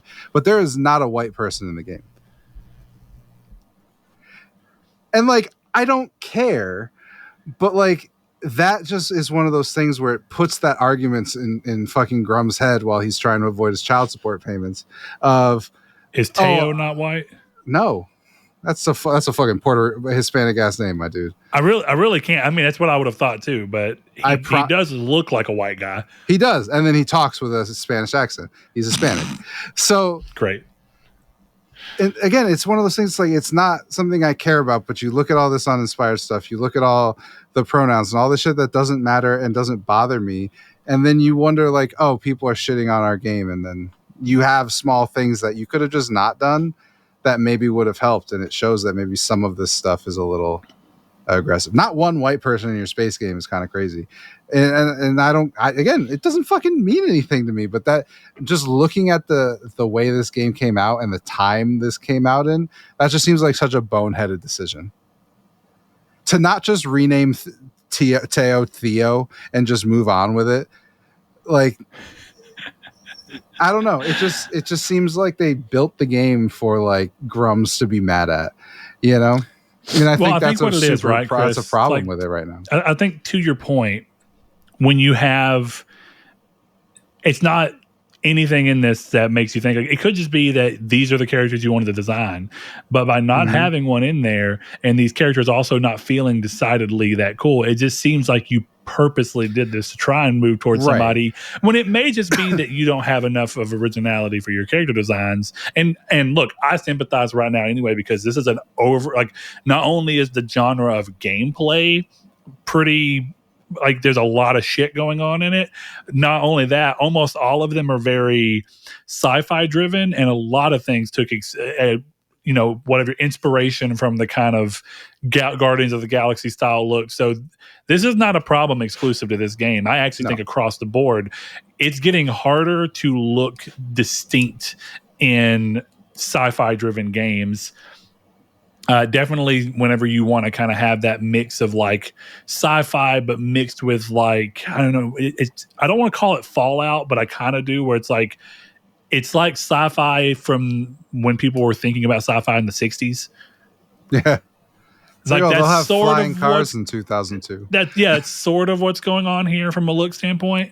It's got a little bit of that like space western going on too, and it's just but I love those genres, but they're getting so proliferated that it's getting far more difficult to do anything unique in them, and so it sucks. I don't know how to solve this problem. Neither do I.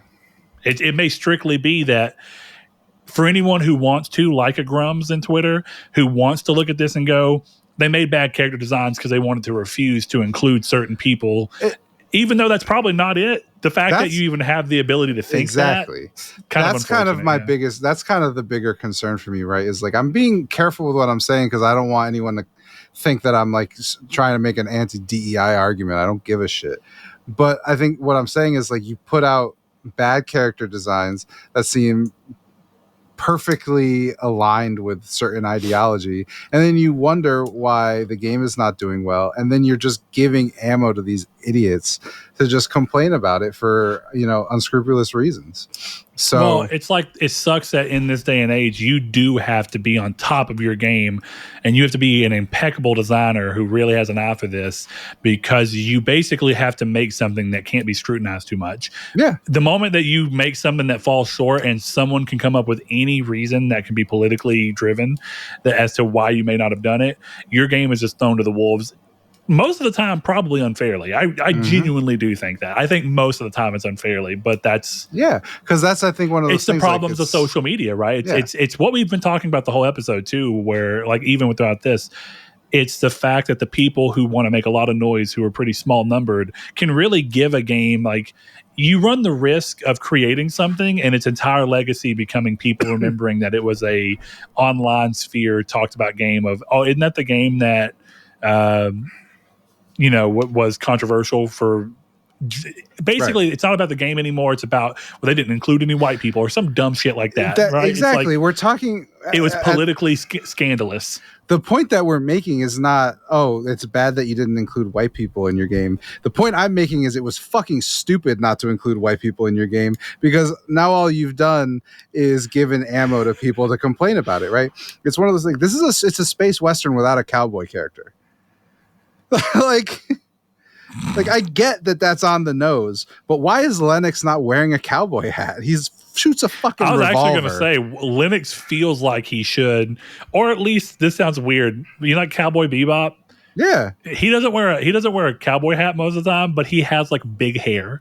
And this sounds weird, but it's specifically meant to kind of give you the vibe. Right? Yeah. It's like they didn't take any of the like, oh, here's the classic tropes of all this stuff, right? And that's what I mean. To be fair to him, right? I think like looking at other, like while we're taking a second to look at space westerns, like one of my favorite space westerns of all time, which is Trigun, Vash does not have any kind of, he has big hair, but it's literally straight up. And I love his character design, but also what's kind of unfortunate is that we're past the point where simplistic character designs can work, because it works for Vash because he came out at a time where space westerns were pretty new and animation was pretty new. So having a pretty simple blonde hair, round glasses, red jacket is kind of iconic in its simplicity. It's kind of like Darth Vader is a really simplistic design, but he can get away with it because he came out at a time where he is the influencer to all these other things that have referenced that. And it ends up being this thing of like, well, yeah, he could get away with being simplistic because he's so simple and came out early enough in it that he's iconic. You can't do that now. You either have to, so I want to throw out there are a few times where people come out with new characters that are simple and immediately classy. You're kind of like, wow, that's rare to come across these days, but it can happen. Oh, absolutely. But this game is not it. This game it's clearly trying to push for a design thing, which we've been on this for a little too long. But I feel for the developers of this game because I am not sure. I'm not going to lie. I didn't have a lot of interest in this game, but I did not think it was inherently going to do poorly. No. I would like you to download it because I'm not going to put the fabled Chris's seal of approval on it, but I do think you would have fun playing it. Yeah, so I would love to give it a shot. Remind me next week. Next week, hopefully, I should be done with what I'm doing, and I can start to play other games that exist. That'll be nice. So remind me, and I should be able to hop on. Maybe maybe we can do a little bit of that Tuesday, if not, the other stuff we're doing. So let's get moving on, and let's talk about another online game where we had a moment last week. Where we talked about a moment. We had a big section of last week where we were talking about Bungie and everything going on with them. And, a lot of what's been going around with Bungie's been, I won't say difficult to follow, but it's been bouncing, right? Because you have the story from Bungie, you have the story from the player base and what they feel like they're getting. You have the story from people who are reporting on things that are being reported to them. Candidly, without being necessarily put out front. And then some people who are very loudly and clearly going, no, I was there. This is kind of what you should expect. And all of that leads to a lot of different things. And so Chris last week mentioned that, Bungie lied.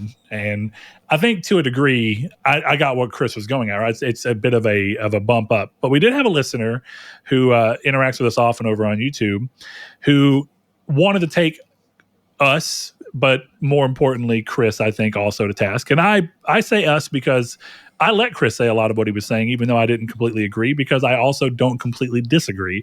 And I think that it's a weird area to be in. So Big Box 1431 took to YouTube in the comments and said, what did Bungie lie about? Chris seems to buy a lot of media FUD about Bungie, but I don't see any validity to the claims. Hopefully, I can clear a few things up. He says, 1, Steam releases an end-of-the-year list highlighting their top grossing games every year called Best of Steam. Guess how many times Destiny 2 landed in Steam's top 10 highest grossing games since it launched in 2019? All 6 years. It will probably finish in their top 10 list for 2024 as well. 2, if we look at Steam's monthly CCU charts that track all the way back to its Steam launch in October of 2019, the most popular month was March of 2023, Lightfall, in which it averaged 135 concurrent players. The second highest peak month would be June 2024, when the final shape came out. I'm sure Bungie sees some revenue metrics that tell them they need to shift off from Destiny 2, but I think it's probably safe to say that the trend is relatively soft. If not, it's not spiking downwards like the media tries to portray. 3, in Pete Parsons' New Path for Bungie blog post, he wrote, in 2023, we began running in the red. This suggests that Bungie was running in the black, profit, essentially the entire time before that. Destiny 2 was so successful that its 300 to 400 person Destiny team was able to support the growth of a much larger studio the entire time. Bungie grew to 1,300, now 850 people, because Destiny 2 was so wildly profitable. It was only in 2023, likely during its low CCU months, that Destiny 2 was no longer generating enough profit to cover the studio's larger expenses. Lastly, PlayStation employs a team of high-priced M&A lawyers and employees. These people are at the top of their profession. They did their due diligence on Bungie before spending $3.6 billion. I don't think gamers have any idea how thorough these people are with financials, goals, projections, performance history of a studio like Bungie before they pull the trigger. He finishes off with, I enjoy listening to you guys, but I'm not sure if you realize that the media's job is to generate clicks, not to reveal truth. The Bungie is dying, Bungie was almost bankrupt narrative just doesn't check out when you look into the details. And with that said, I want to turn to Chris, because Chris and I did have a light conversation when this comment got sent, and Chris pointed to what led him to believe what he believed, and that a lot of these things also included references to other things. And I think what's important here is that, yes, these are reports. They are what they are, but some of them are also important in looking at some of the other things we've heard about Microsoft going. And I like this one, Chris, because I want to use this as a launching off point for why I do partially agree with you and why I do think that there's a little bit of fire where the smoke is. But I want to clarify that I don't necessarily think it was a Bungie lying situation. And I hesitated last week whenever you said it. I was kind of like, I'm pretty sure see it in my face in the episode, but I didn't feel strongly enough to push back because I hadn't looked at it that far anyway. But I think that there's something to be said about when I reworded it to you when we were talking, is like, did Sony do their due diligence? Which I think is a better thing than saying, did Bungie lie? And you came back with an article that I think was really interesting, and I hope that you brought it for reference. I have it right here. I want you to read it. And it's specifically an excerpt that talks about Microsoft exploring the possibility of buying Bungie once more in 2022-ish, maybe 2023 if I remember, somewhere. Okay, so regardless, in that sense, they were looking at buying them and they decided against it for one specific reason. And so I think what it goes down to say is Sony, even if they did their due diligence, took a much bigger risk than other people were willing to take. And now what's the reason for that? Who knows? But Chris, go ahead and read that and where that source is from and kind of give your feel on what's going on here. No, I mean, in terms of that specific thing, that was reported by The Verge, and it was from the FTC, where Microsoft had talked about buying Bungie and decided against it because Bungie they saw a high burn rate risk for the studio, which means in English that they saw Bungie was spending more money than they could make back. So I think one of the reasons why, quite frankly, I didn't necessarily want to address this on the show, no offense to the listener, was because I think, I don't know, I just fundamentally disagree that journalists are lying for clicks. Like, that's the implication I get from the comment, and like that's just objectively not true. Like, you can't do that. I mean, I guess I shouldn't say it's objectively not true, but the people who are reporting this stuff, The Verge, Bloomberg, Washington Post, are not lying for clout or clicks. Like, that's just not reality. So I think you can decide to interpret the information however you want to interpret it. But, you know, if I think looking at the accusation that I'm buying into everything the media says, I think you're just buying into what you want to see because it's you like Bungie or you disagree with me in the moment. So, Chris, let me jump in here real quick, if you don't mind. And it's because I want to clarify something about this that I think is worth saying. When you look at this through the lens of the media being incentivized for clicks, that is a 100% true statement. Yes, the media is set up to incentivize you to click through. But I think the really important difference here is that if the argument was that you just read headlines and you never clicked through, or that you clicked through and didn't really read the information, then yes, you could look and go, media may have fooled you, because a lot of people get fooled by specifically headlines that are worded in a way to get you to click through because you're like, what the fuck? But then if you read the article, typically it straightens it out. And a lot of people get upset with that and call it clickbait. But that doesn't mean that the actual insides of the article referenced are not valid. It means that they chose to spin the valid claims from within the article in a way that made you want to click it by positing something wild within it. And that's very different because, you know, when you say that there's no validity to the claims at all, look, the internet has made everything easier, including podcasting. So to that point, there is probably someone out there who wrote an article with no sources. Yeah. But to the point that most of the time there are sources that go towards what you're looking at, I think it's fair to say that the claims are valid. It's what do you extrapolate from the claims as the individual taking on that information. And I think Chris had a clear want to take that information and go, well, yeah, Bungie wasn't looking too hot and Bungie may not be around anymore today. I think you specifically said that last week, right? Bungie wouldn't exist. And I think I had a much softer take on it. I think Bungie would have been in trouble had Sony not bought them, considering what happened. And I think they would have had to make much more drastic cuts much sooner than they did without having somebody to support them in the means of Sony. I don't necessarily know that I buy that Bungie would literally be gone, but they would be vastly different. And even if they were able to stay around. I mean, and I think I want to finish that off for my thing of specifically why I took a back seat a lot last week because of the fact that I don't feel strongly enough in any one direction. I think that there's a lot going on here. And I just think I'm taking a softer take across the board on what is happening. But I don't think you're wrong for buying into the Bungie was in trouble. I think here's the thing. And I'm trying to be as nice as possible. I'm not trying to call you out, but sure. I think we can both agree that you have not read probably one article about this other than the one I've sent you. No, I've read like 3, but not nearly. I don't. This is why I think I'm not it's trying important to say, accuse you no, of not I get it. knowing what you're saying. 100%. But, and I told you that I don't have enough stakes in this, and so that's actually what I want to clarify right now. I think is interesting is I don't care about Bungie enough. If I'm being dead honest, I don't care about Bungie enough to be that wrapped up in this. And so while we're commenting on it in the show, I'll make comments about what we're discussing, but I'll do my best to say, like, these are the things I do and don't know. I know that some of them are from, like, some of the comments are from people, like some of the sources about certain things. Not your FTC thing, just to clarify, but there are some things that have been talked about from people who are ex-employees who I do think have a little bit of internal motivation. They might be pissed that they got made redundant, and they might be saying stuff that's not entirely true or forming a narrative off of what they're having.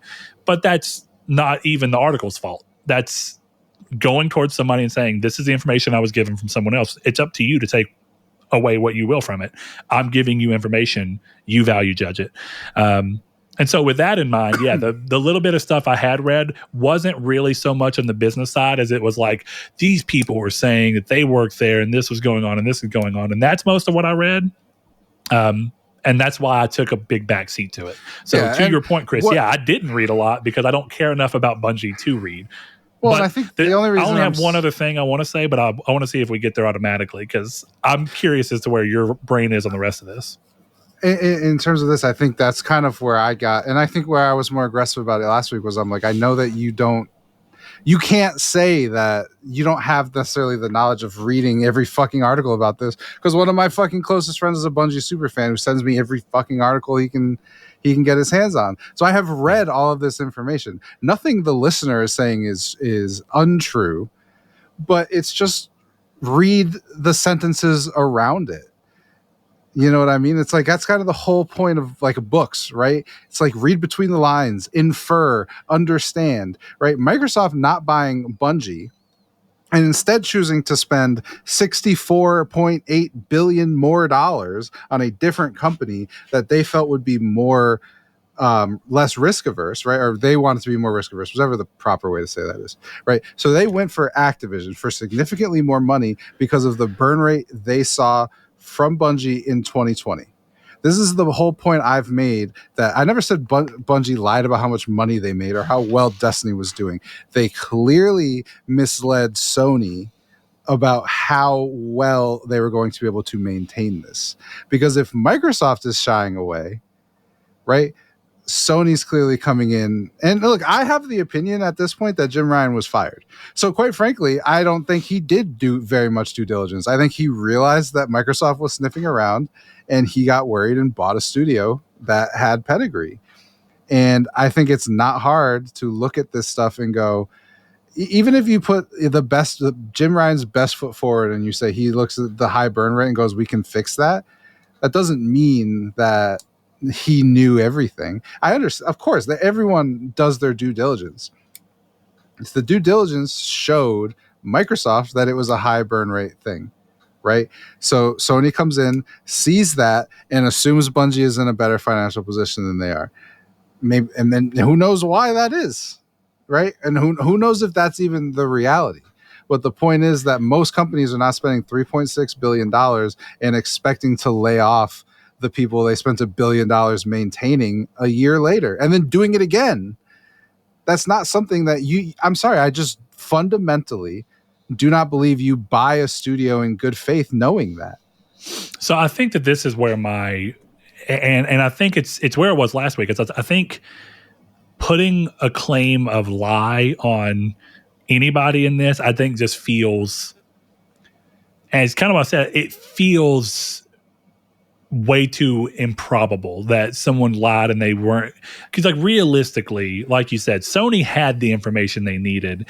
And I think that that's why when I look at this, is there a way for you to say that like Bungie were clearly putting their best stuff forward to try and show Sony like, hey, here's what can happen when we're firing on all cylinders and we're hoping to get there again. Yeah, clearly they were painting the best version of Bungie to Sony, but Sony was still looking at stuff.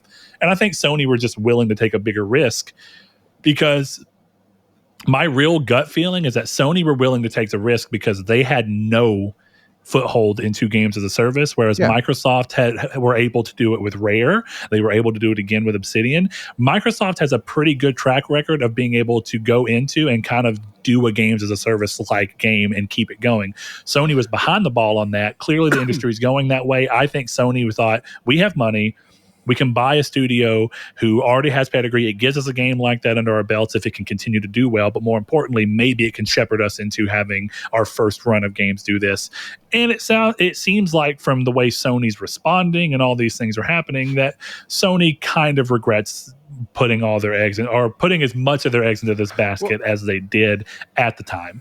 Yeah. That's the best way. I just think that the word lie elicits a really strong reaction. And when you have someone who may care about Bungie more than I do particularly, then I can see why you might be a little more quick to kind of want to jump to Bungie's defense, because I don't think that you're actually trying to slander Bungie as so much as you're just trying to use a strong word to show how much you think Bungie was in trouble if Sony hadn't bought them. Well, I just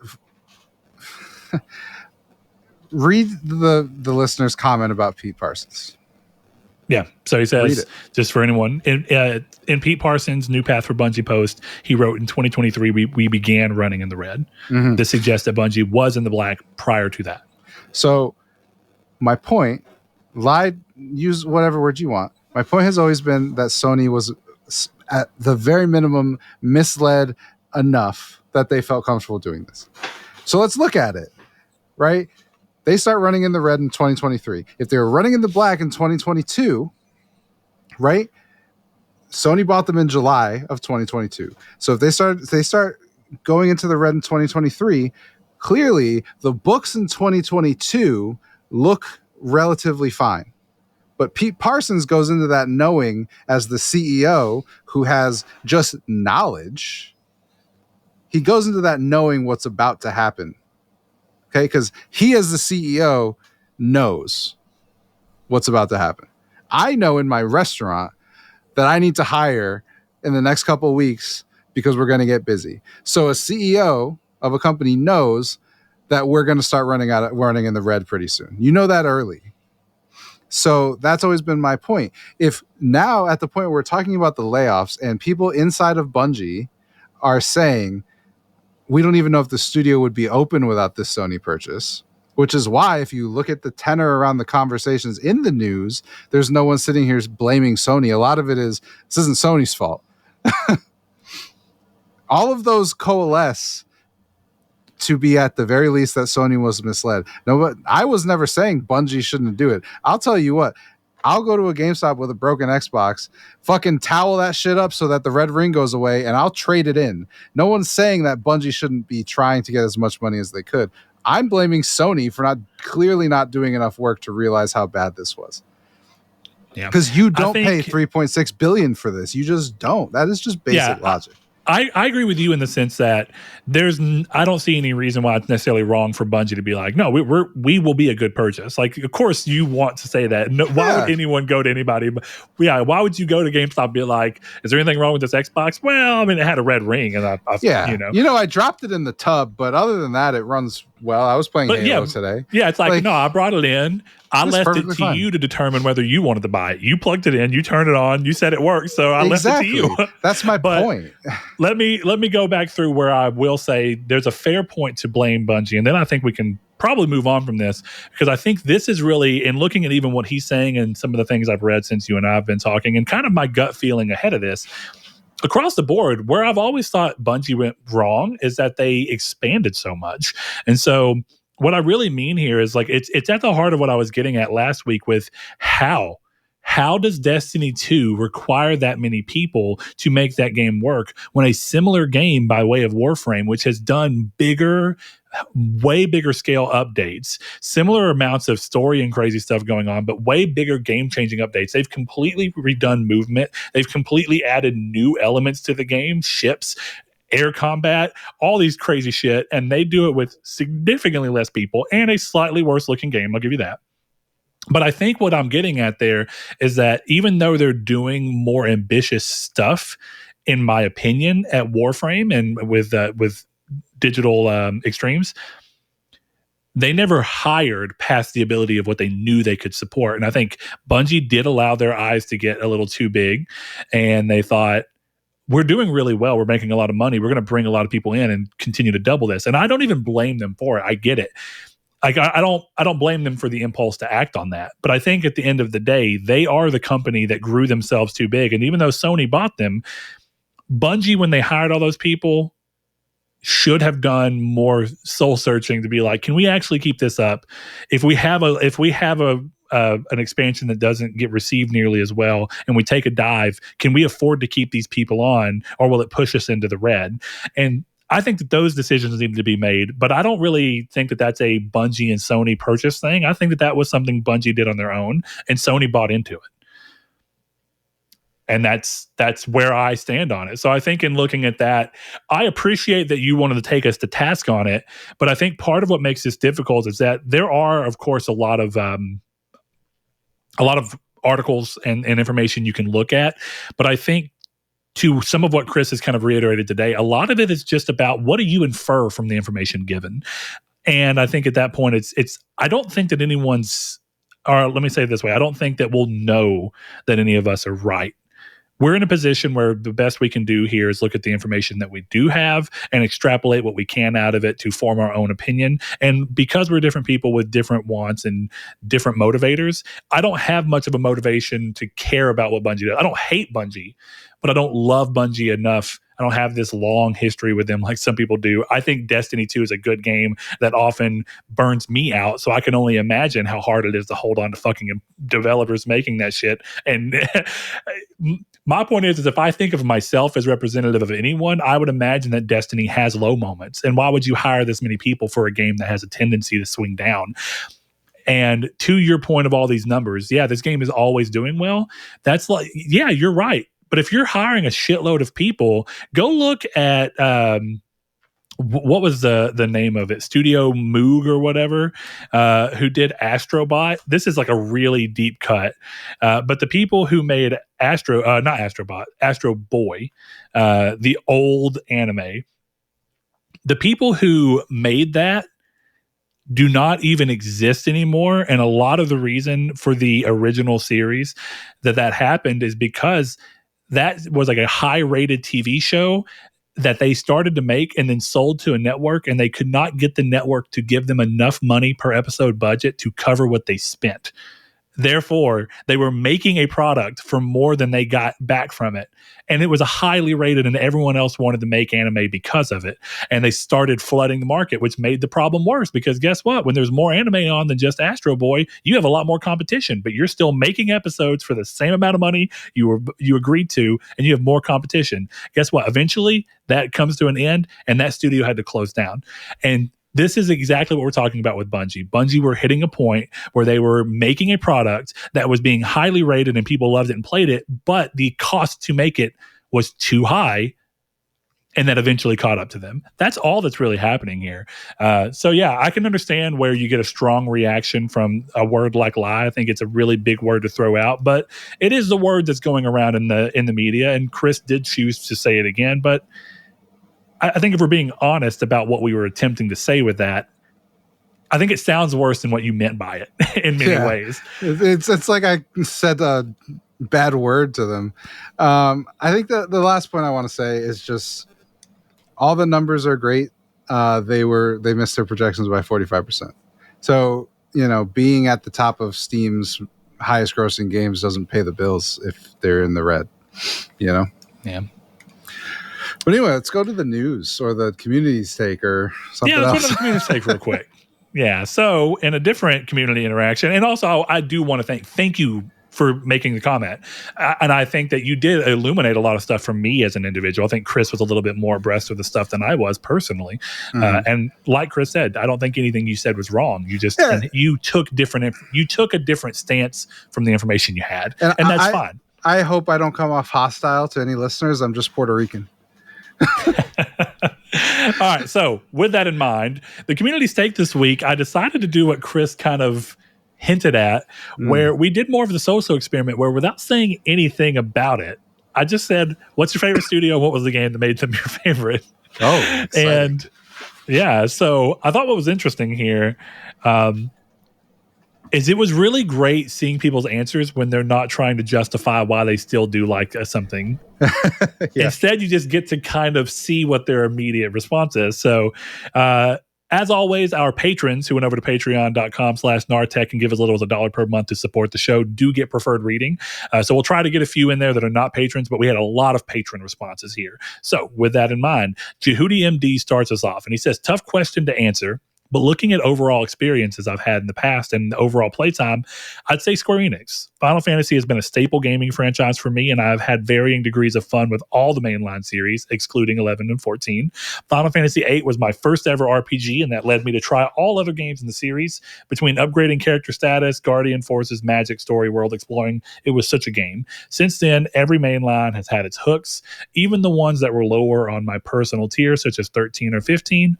They still had that Square Enix-ness to them in many aspects. I guess we can kind of crack the little. So what we're trying to kind of get to in here is how strongly is nostalgia and formative experiences connect you to a studio and why you say you love them versus why exactly you still claim to do so. And what I love about this is he kind of paints this story for us by talking about Final Fantasy VIII and how transformative of an experience it was for him and how it seeded a love for him that continues and how that kind of nostalgia bond that happens with that kind of formative experience bond can allow you to give a lot of leeway and be very forgiving when companies don't quite meet your expectations. It's almost like liking something a whole lot makes you a lot less critical of it a lot of the times. Mm-hmm. But sometimes you'll come off outwardly more critical. Like, what's the thing? Like, nobody hates Spider-Man more than Spider-Man fans. Yeah. But the reality is every single one of them is rushing out of the door to buy Spider-Man stuff. Like, dude, at the end of the day, you may not have liked Amazing Spider-Man 2. That movie still made a fucking profit. It was still over $500 million on a movie that you call bad. You still went out and paid for it. So it is what it is. Okay. Fucking cope and seethe. I'm just saying, like, that movie made money. I'm just giving you shit because I know you like the movie. I like the first one. The second one has got its moments. Visually, it's fantastic. Oh, sure. It is the best looking spider suit if you get past how bad it looks. 2? It looks like a basketball, dog. You talking about 1? That's Amazing Spider-Man 1's outfit. Maybe. I haven't watched. I don't actively sit down and 2's watch outfit looks incredible. Yeah. Anyway, let's not get caught up on that. So we go to Rude Days 93, another one of our patrons. He says ID Software with Quake 3 Arena on Dreamcast being the first game. Thing about ID is arguably they have released a consistently good game, so I know I'm usually not wasting my money on them. There you have it. Still like them because they, regardless of who's in charge, right? John Carmack may not have anything to do with any of these games, but they've still kept a quality bar, which I think is a big thing where Naughty Dog is in many ways not even remotely the same studio. I think there's even an argument to be made that once Bruce Straley left, there was a noticeable shift, and yet they still continue to put out very high quality games. So there's a connection there. The conversation kind of got stuck into talking about Dreamcast, which absolutely, because why not? Dreamcast is a fucking banger system. But I want to hop over real quick to our Twitter where Sweet Flaco Jones, I guess he's got a new name these days. He says, most recently, CarX Technology. They're a small Russian dev that started by creating a simulation engine, turned it into a drift game for mobile devices, which is slowly turned into a smattering of titles for mobile, PC, and console. The latest of being a PC release of Street, which I am eagerly anticipating for console release. Been playing their drift racing online for PS4 for a while. They've updated it numerous times since release with features, quality of life improvements, new cars, decals, body kits, physics, all for free. I enjoy the customization a bunch. And it's cool seeing new studios come up in people's favorites, right? There's something cool about, for as much as we talk about favorites being really embedded in with a lot of the times nostalgia, we do often also have to think about sometimes there's recency bias. A developer just kind of does a few things right for you really early on, and you're like, I really like this, and it's the newest developer I've had this connection with. So they're just forefront of mind, and that's really cool to see. Yeah. So let's see. Let me bounce back over real quick and see if there's any more we want to get. Most of it's Dreamcast talk, so I think I'm gonna scooch on. Chris, you ever play Dreamcast? I think we've had this conversation and you hadn't, correct? I've not in a serious way. My cousin had one, and I definitely touched it. It's one of those systems where it did not last very long, and yet it's got such a banger library of games, and it's got a lot of games for a system that was only on the market for like 3 years. So it's worth it, but that's also the time when games were coming out. Like, it took a year to make a game, if even that. Like, I made this game in 8 months, and it won some awards. No worries. Yeah. So they were talking about it. So for anybody who wants to reminisce on Dreamcast for a quick second, let's look at the games that got thrown. So we got Quake 3, which I never played Quake on there, by the way, but I played a similar arena fighter or arena shooter called Fur Fighters. I hope anybody who knows that game, come holler at me. Fur Fighters. So we got Quake 3. We've got, let's see, Soul Calibur, Project Justice. We have Metropolis Street Racer, Skies of Arcadia, Power Stone. Let me throw out a couple more too. We got Ready to Rumble Boxing 2, absolute banger. Hydro Thunder, being able to play an actual game that you could play in the arcade and then go home and be like, fuck yeah, this is for my little 7-year-old brain. This is the same thing. Yeah, and one of my favorites is Gundam Side Story, Rise from the Ashes, and I actually think it's Gundam Side Story 0079 or something like that. Rise from the Ashes. And what made it fucking sick is it was the first time that a Gundam game had cockpit view. So you were just kicking ass, and you could see all the shit around you, and you were looking through. It was super cool. It still looks pretty good. I have that game, and every now and then I'll hook my Dreamcast up and play Sonic Adventure 2 with my kid. I need to play Fur Fighters with her and see if she can get into it. Really fun time. But what a system, man. There's a lot of nostalgia there, though, so it's hard to want to break into it. But Chris, that closes off the community's take. We'll figure out what we want the next one to be. But remember, if you want to be part of our community's take, follow us on social media at Triangle SQRD. If you want to follow us over on Twitter or X, as you may call it, you can find us in the Discord, where we talk with a lot of our listeners day in, day out. They share what they're playing, what we're up to. They talk about what we talked about in the podcast, or they answer questions or call for actions. You can do that by clicking the link in the description below. We would love to see you there. And moving along, Chris, the news starts pretty simply. Balatro is getting an update that adds cosmetics from The Witcher 3, Among Us, Dave the Diver, and Vampire Survivors. The update's currently out and free with the update that came out today. So if you want to hop back into Balatro, or if you never have, it's a banger game. We've already talked to you about that. But you get these cosmetics. So Chris, now that you're hopping in and you kind of played, are these cosmetics free? Are they DLC you have to pay for? And what are they? Is it just like, can you do a deck that looks like Gwent cards? No, it's just a free cosmetic update. It just makes the face cards like Witcher characters. Like Witcher, that's like cool. Geralt is the king and Yennefer is the queen and stuff like that. Yeah, it's cool. It was one of those things where I'm simultaneously disappointed and glad that there's not more cards or jokers added.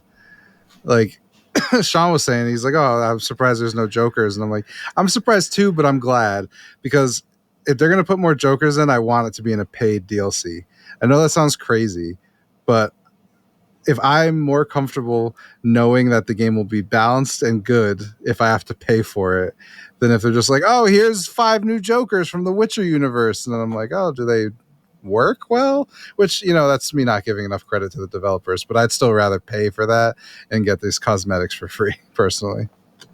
Yeah, I think that's fair. And I also think when you're adding in Jokers, you're adding in like mechanically. You're having to playtest the shit out of these ideas. Like the only way to make a Witcher Joker is like it's a Quen card that destroys something. And what does that mean for the game, So that's why I'd rather like, oh, here's a $10 Witcher card game pack that adds 5 Jokers and skins and stuff like that. So, well, and like a good example, Chris, right? Like if we want to kind of, I really like that we're working on something right now, because I think whenever you dig into what the creative process even looks like, you start to get a lot more, you start to view the people who are doing it in a lot fairer of a light, being like, yeah, y'all should probably, you do deserve to make money for that, or take all the time you need. And the reason I say that is, like, think about how long it's been that we've just been trying to land on one specific mechanic, or trying to solve one specific mechanic problem that we've been working with. Now, this is not a video game, this is a card game, but point being is, we need to play test all this shit, and it takes time. But we've been working for like weeks now, hours a day here and there. But point being, we still haven't even made actual full-on what I'd consider progress. We've just discussed it and kind of played around with a few ideas, but we need to do so much more. And when you think about the fact that this game is being made the way it is, yeah, I can't blame him for not wanting to add a Joker, because just thinking about what adding one Joker alone would do for having to work through how does that work with the rest of the game, it's time, baby. It's real time. It is. Yeah, so congrats. I think this game may have been made by like a very, very small amount of people, maybe even one dude. I don't know for sure. If it was made by one dude, holy shit. Yeah, he killed it. Big impressed with that guy. Yeah, for sure. Moving on to the next thing. This one's a bit sad. Crash Bandicoot 5 has been canceled, or was canceled, in favor of live service games, it's claimed. So this apparently comes into the fact that Crash Bandicoot 4 did not sell as well as they were hoping for. So this is over on Video Games Chronicle. And it says, a new report has claimed that Crash Bandicoot 5 was in development at developer Toys for Bob, but it was canceled due to Activision pulling back on funding single-player titles in favor of live service multiplayer titles. According to a new report from gaming historian Liam Robertson, the game, which was in very early stages of production, was canceled following what Activision considered as muted sales for Crash Bandicoot 4, It's About Time. Around that time, it's claimed Activision shot down pitches for other sequels to single-player titles, such as Tony Hawk's Pro Skater. The report claims that following Toys for Bob's work on the Spyro Reignited trilogy, the company conceptualized a multiplayer Crash title before deciding to take the work that they had done on that multiplayer title and use it to build a new single-player entry in the Crash franchise that would eventually lead to Crash Bandicoot 4, It's About Time. Following this release, Toys for Bob set a small group of developers the task of envisioning the future of the series, a project that would be referred to internally as Crash 5. This would have been a single-player 3D platformer and a direct sequel to Crash 4, It's About Time. But that is all we know about it.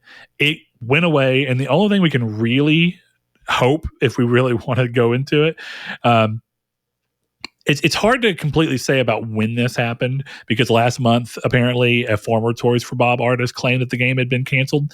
But when? And I think what makes that complicated is, could Activision's buyout from Microsoft put this back on the table if Microsoft just wants to do it? Possibly, because this seems more like a Crash Bandicoot 4 may have made money, but they just thought they could make more money putting their money elsewhere. And I think it just becomes, what does Xbox want to do? Does it want to give Activision the autonomy they always had, or do they want to push and go, yeah, but this is IP that could see something, and we already have a lot of live service games. We don't have as much single player games, definitely not in this niche, so let's go back and make it. Who knows? But Crash Bandicoot 4 was a fantastic game, and yeah, I hope to see it. Chris, our bet's still on. We'll see what happens. I did get a few messages from a few people that you got the worst end of that bet. I definitely did, but I'll take it. I want you to play Persona 5. Which leads us to a great time to go ahead and slot a question in here from our patrons. So over on the Discord, where we asked for question collections for any topics people wanted us to talk about today, Josh Ayers said, Brett, why are you not playing Persona 5 on your Portal? Chris, why is Brett not playing Persona 5 on his Portal? So, yeah, Josh a few weeks back said that he thought Persona 5 was a great game to play on the Portal because it kind of allows you to pick up and play it. And I do want to say, let me ask a thing that, Josh, you can feel free to, this is your question, so I want to hear your response too, but Chris may be able to fill in a little bit more. Chris, I often hear people talk about Persona 5's soundtrack and all these different things as part of the experience. But let me clue people in on something. When I'm playing a game on the Portal, the volume is all the way down because I'm usually I'm playing something that the story doesn't matter enough, or the story is completely read out, and so I don't need the music. And even though I do like all those aspects of games, I'm willing to give that aspect up to be able to easily pick the game up and put it down without interfering with me and my wife watching something on TV. So, Chris, do you think I would be doing a disservice to play the game on Portal with the volume all the way down, or do you still think that that'd be a perfectly acceptable way to play it, just to experience it? It's less of a disservice than you are currently doing to the game. That's fair. That's a fair way to put it. Yeah. But also, like, the soundtrack and stuff is fantastic. That's like, I still listen to that soundtrack, you know? Well, let me clarify. I assume I'm correct in this, but there's no voice acting in this, correct? There's voice acting in it, yeah. Okay, so everything is voice acted? Mm-hmm. Do you think the voice acting adds to the experience at all? It's a perfect video game. Everything adds to the experience. Okay, well then I don't know if playing it on the Portal is the best idea, Josh. This might be a dedication game. I think, but we'll see. Brett, I have to say, I think we're at the point where the audience is asking you to play the video Persona? game. I think you need to get over it and just start playing it. Well, now I'm trying to figure out, like, you know, sometimes I play games on lunch, right? Mm-hmm. So, and I've been playing on lunch on the Portal because I can still just like put How I Met Your Mother on in the background or whatever and just relax. And if I need to stand up to do something, fucking doesn't really matter what's going on in Cult of the Lamb. I could just set it down and go about my business because it's just a very different type of game. So what I'm getting at is maybe Persona 5 could be a lunchtime game, but that feels like taking a game that even if I was giving it all that I could dedicate to it, not right now is a bad example because I don't have enough game time right now to even play the things I want to play, let alone Persona 5. But back whenever I wasn't doing this and I had more time, if I was giving this all I had, this is still a game that would probably take me a month to beat. And if I'm only playing it in spurts on the Portal and at lunch, this game is going to take me like 6 months to beat. Yeah, but here's the thing. For me, it's a game that I think would be a pretty damn good. I think it would be almost more immersive for you if you went every day at lunch. I'm going to do 1 day of Persona. Yeah, because the game does move by. Yeah, the game moves by days. I wouldn't want to do that because you get 30 seconds in, you're like, holy fuck, this is the best story I've ever seen in a video game. So, but that's just you tempering you as yourself as a person. But I would say, like, if you're like, I'm going to spend every lunch just playing an hour of Persona, and that's all I'm going to do, and the rest of my time is spent with other games, I think that would be perfectly acceptable. I think you're losing a lot by not having volume and not listening to the music and not listening to the voice acting. But if I'm playing at lunch, I don't even need. Like, here's the thing: there's an actual story in that game. Yeah, it's incredible. I wouldn't play it on the Portal because, like, the story is pretty front and center, I'd imagine, right? Whereas, like, Cult of the Lamb has ultimately the same thing. It's a motivator. There is a story in Cult of the Lamb, but it acts more as a motivator between gameplay. Yeah, but in Persona, like, it's obvious when stuff is going to happen. Sure. Right? Like, my point was I played it on the big TV at lunch because I wouldn't want to have How I Met Your Mother on while trying to play this story heavy game. No, but I'm saying, like, if you're like, this day I need to work on this, so I'm going to go do the baseball stuff, you wouldn't need to do that on the big screen TV. But, like, if you were like, I'm going to go beat this dungeon, be like, yeah, go put it on your TV because there's going to be like 8 cutscenes. But, like, if you're just like, I'm going to go do this extra stuff, then yeah, I think it's good. I think it is a good Portal game, and I think you should just play it. But fair enough. All right, well, Chris, the last thing we'll do real quick before we get into the bigger one for the week, which is Gamescom, is Sea of Thieves. Jez Corden says Sea of Thieves has sold at least 1 million units. I'm assuming on PlayStation is what you meant to add. Yes. See, I'm going to be honest. I thought this was better for after the showcase. Well, I think it's a good precursor into what the biggest topic of what we're doing is going to be, but we'll definitely see. So going into that, I want to go ahead and be very upfront here. Part of working literally as soon as like, good example. I really did not need to be doing the podcast today because I need to get shit done this weekend. Like Sunday is the last day that I really have to get stuff done, and I need to be doing flooring and trim and all sorts of shit. But I said we'd do this podcast every other week. And this is where I'm at. And honestly, I need a break from working because I've been getting off and then working until about 9:30 or 10 next door. So I'm spending my entire day working. So with all that in mind, I want to say I had no clue what happened at Gamescom besides the fact that one game in particular caused a controversy. Spoilies. Don't spoil it. Yeah. So I'm going to pass this off to Chris and let him kind of spearhead this because I want to be upfront. I cannot value judge this show because I have not watched it. I don't know anything that came from it. But as Chris is talking about it, I will comment where I see fit. And then we'll have the real discussion that comes from the controversial game. Yeah. I mean, in terms of spearheading, I thought this was a very boring show. There were a couple cool games. Supermassive's Directive 8020 looks pretty cool. They're going back to Dark Pictures, which is neat. I didn't think that did very well. Is that Directive 8020? Oh, it is a Dark Pictures game? Okay. Yeah. We talked about last week Borderlands 4 that got announced at Gamescom. I think that led it off. Dying Light is getting a standalone DLC, The Beasts. That looked cool. But honestly, like other than that, like I guess Reanimal looked fine. I've never played the Little Nightmares games. It doesn't really interest me personally. Xbox managed to take one of Sony's exclusives with Genshin Impact coming over to Xbox, so nice. It does go both ways. There was more Monster Hunter Wilds. I don't play Monster Hunter, Brett. I think you're a Monster Hunter-ish.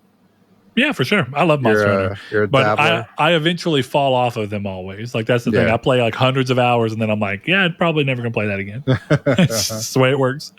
So the biggest game of the show for me was Civ 7. So we got gameplay though. That's cool. I want to see that. So I'll watch Wild's gameplay. That does look cool. Civ 7. There you are. I cannot wait. It makes me want to go back to Civ 6 and get the platinum because I think, if I'm not mistaken, and I'm pretty sure I'm not, this is day and date on console, which is sick. Well, and this is nice to see because Firaxis, I think, kind of got. Unfortunately, one of your top games of all time, Marvel's Midnight Sun, was not really a banger for them. Easy game of the year that year, and no one played it. Yeah, so in that sense, it's nice to see that wasn't some kind of death knell for Firaxis and that they still have a beloved series in Civ that is a safer bet. Yeah. I'm glad they went away from the cartoony art style. It seems to be a little bit more realistic. I like that just because I'm playing a simulation of the real world. So I prefer it to look more real, I guess. I don't know how to explain that. Yeah, but the time doesn't really pass in that way, and there's a lot of crazy shit that doesn't really happen in the way it does in the. I don't know. I guess to me, the disconnect never mattered. It's not that I'm not a big disconnect. I just prefer it to look like Civ 6 looks cartoony, and this does not, and I prefer this aesthetic for it. But I love Civ 6. It's not like a huge complaint. For sure. I will be pre-ordering and playing early, so that's great. Marvel Rivals, I'm excited for that. Launching in December, so hopefully I can platinum Concord before that comes out. Let me ask you something here. Yeah. With this being a game that I think looks to somewhat, I think we can still fairly say that a game like Marvel Rivals is close enough to what Concord's doing to compare them at least as a mind share. You don't think so at all? I mean, the comment I'm genuinely asking. The comment I take umbrage with is that they're doing the same things because Marvel Rivals is literally an Overwatch clone, and I was talking about earlier, Concord, other than shooting, doesn't share any real stuff with Overwatch. So that's all my disconnect in terms of like the hero stuff. Like, sure, I guess they do share some DNA. Yes. Well, let me ask you this then. Take away all that and just say, do you think a game like Marvel Rivals and at that quality level and with that attachment to a bigger IP coming out and having this announcement and showing and saying all the heroes will be free right at the same time that your game is releasing, that's a paid for game, do you think that hurt Concord even more to have something that at least general public might say there's a close enough connection that this feels damning for Concord? I would say that, yeah. Just like Valve announcing their fucking MOBA the day Concord came out. That was a hell of a move by Gaben. Starfield Shattered Space launches September 30th.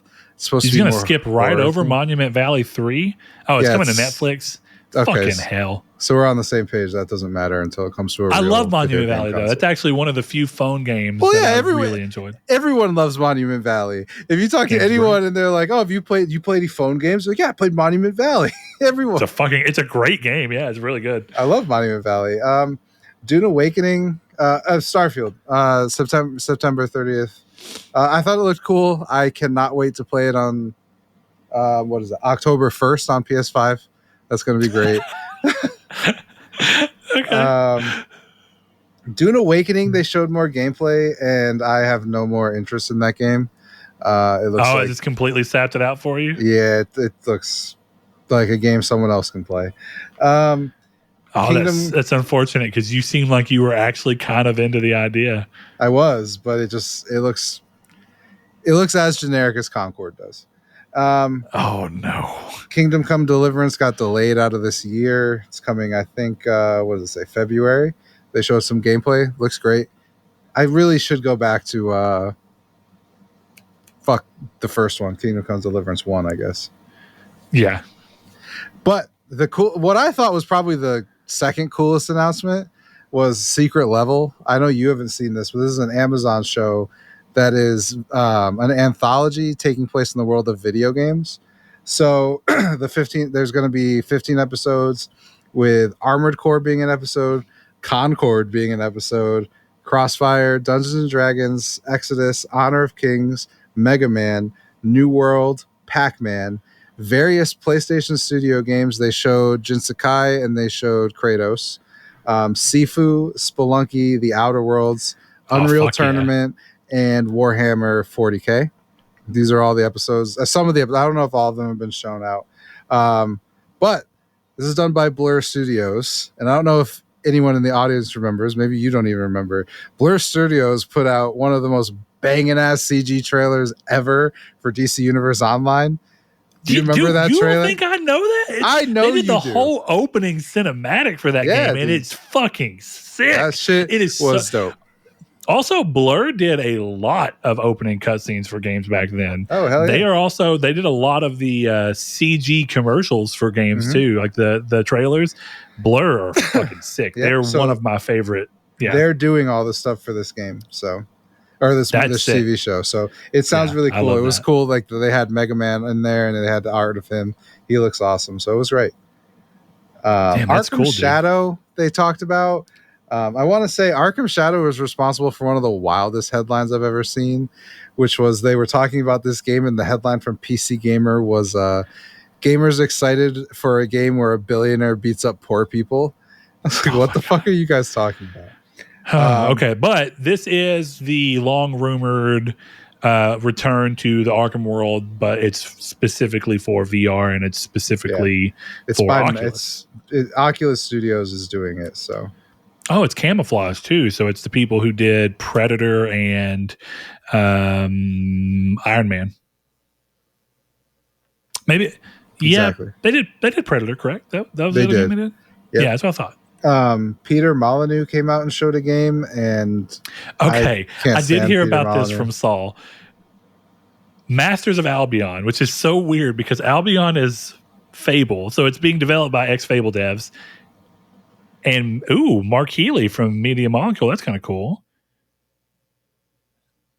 Huh. Yeah, I got to be honest, I thought this looked terrible.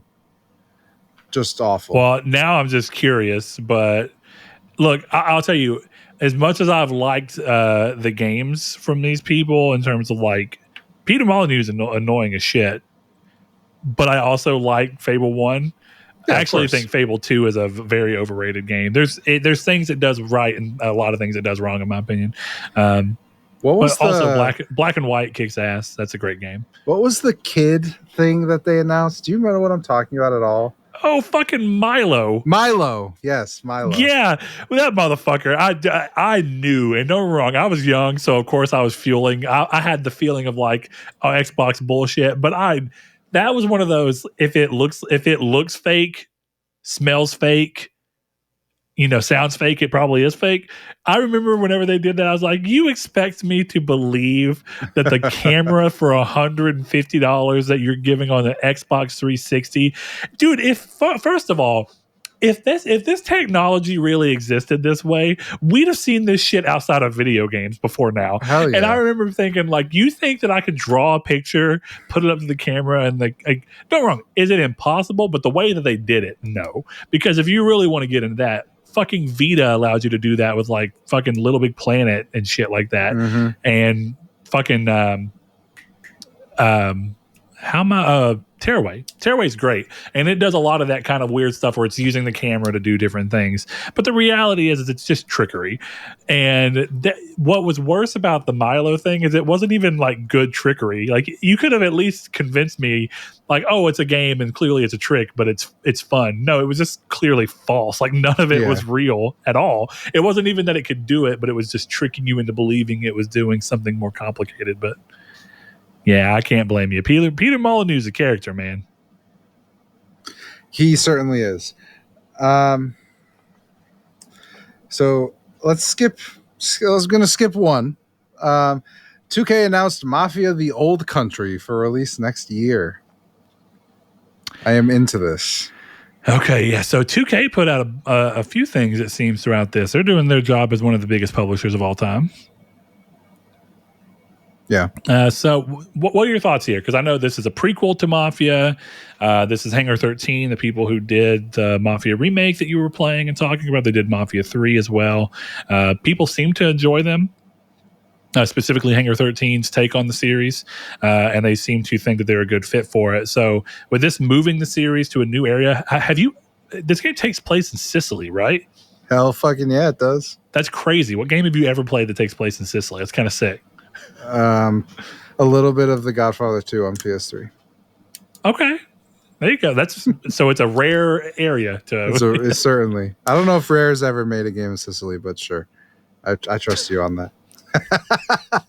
Got him. Look, okay. So the big one, the last one, the obvious one. Microsoft announced that Indiana Jones is coming out December 9th on Xbox.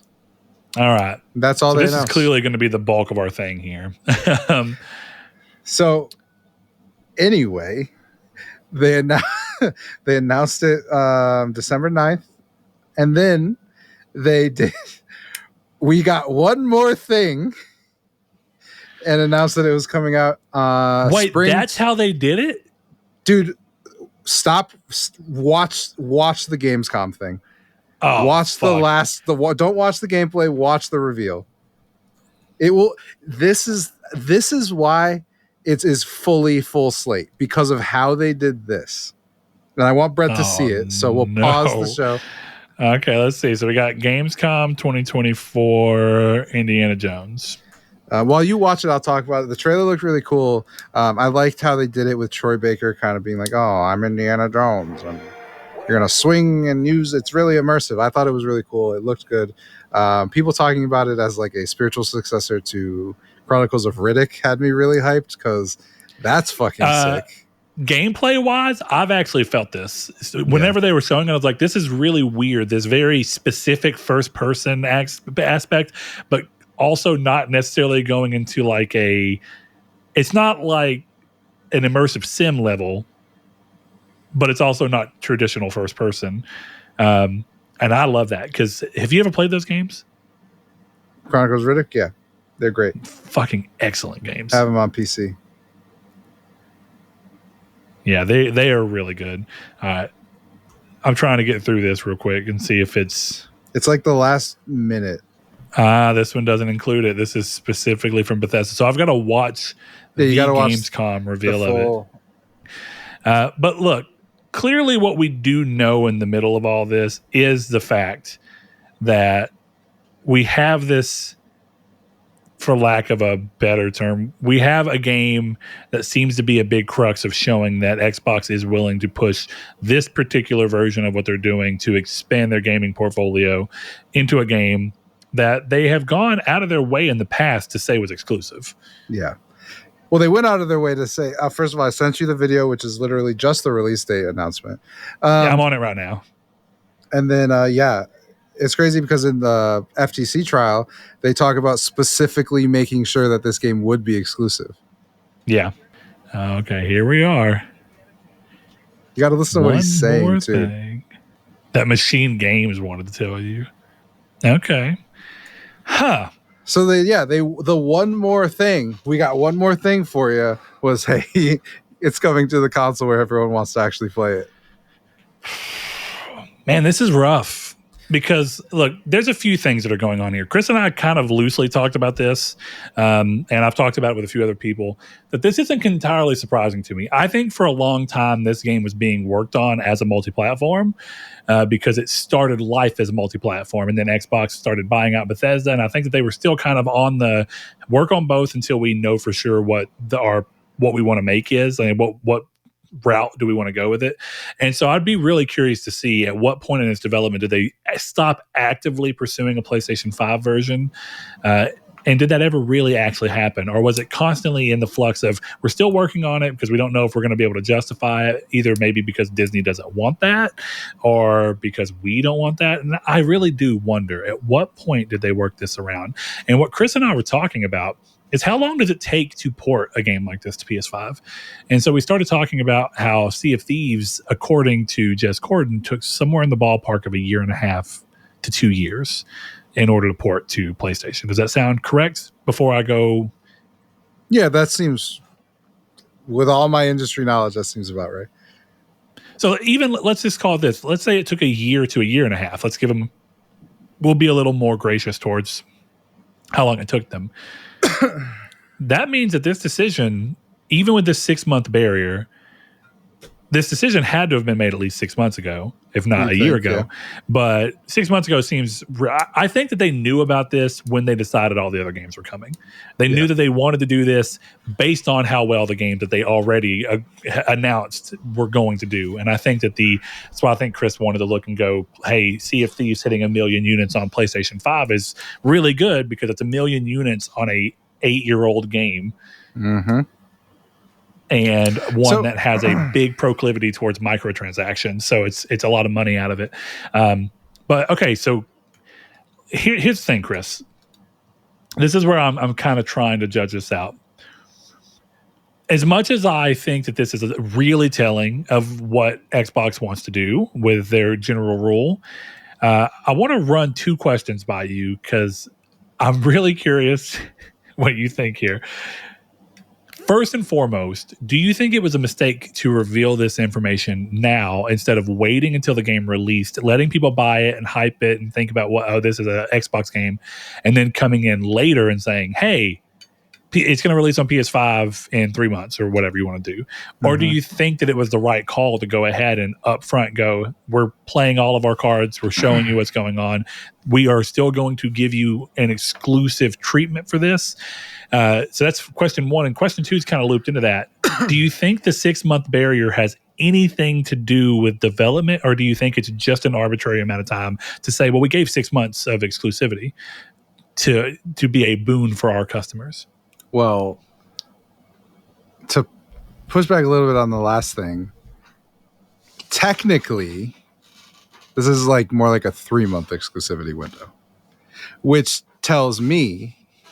Well, where do you get that from? I'm curious because it's December 9th and then June, right? Or it's spring. Spring, not summer. Generically said spring. Yeah. Yeah, fair enough. So that would be December, February, March. And it probably comes out in April, March so 20th. 4 months. Yeah, March 20th is start of spring. So there you go. It's closer to 3 to 4, assuming it comes out right at the beginning of spring. So that the date in and of itself tells me that this would have been day and date if they could have been. So I think it's interesting. I mean, so it looks like June 20th is the last day of spring. Yeah, even if it's June in the US. So Right. let's say it's June. That's being pretty fair to them. It's 6 months.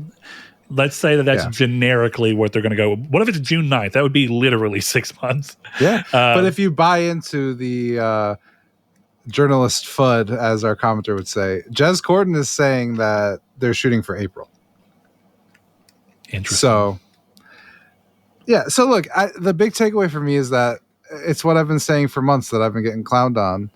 It's the full slate is coming. And I think once Sea of Thieves and Grounded and Hi-Fi Rush and even Pentiment did pretty well on PlayStation, that was yeah, we can't not do this. And that's the thing. This is all Activision, right? It's got to be all Activision.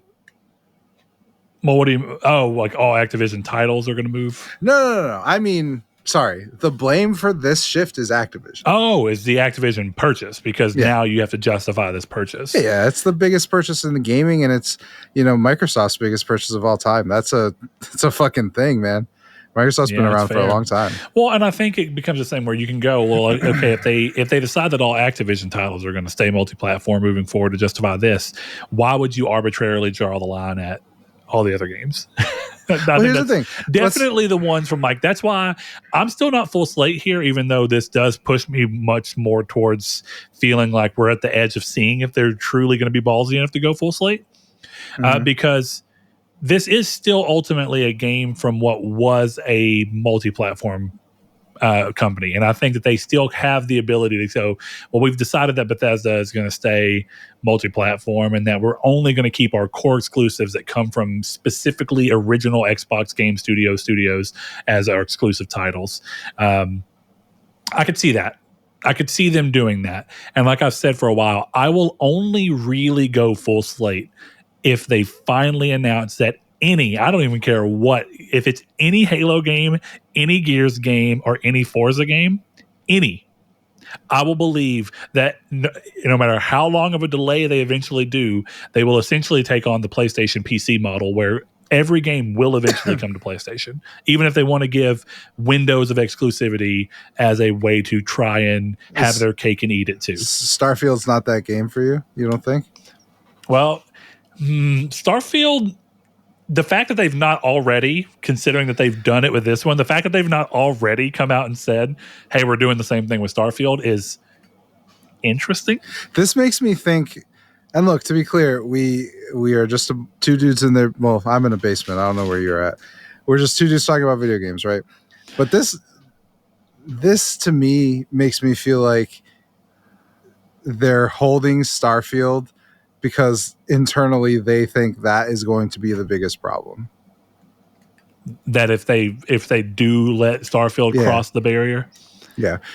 And it just seems so obvious. Well, they made a big, because here's the big difference between the FTC revealed that internally Microsoft wanted Indiana Jones to be an exclusive. Yeah. But that was never actually communicated publicly. Yes, what was communicated. Well, what I mean is, do you think that would have been communicated separate of the FTC trial? That's what I'm kind of getting at.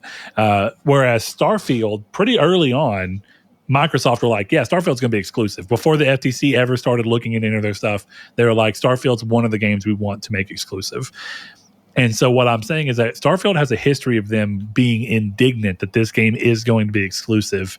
And I could see them not wanting to necessarily do this about face thing.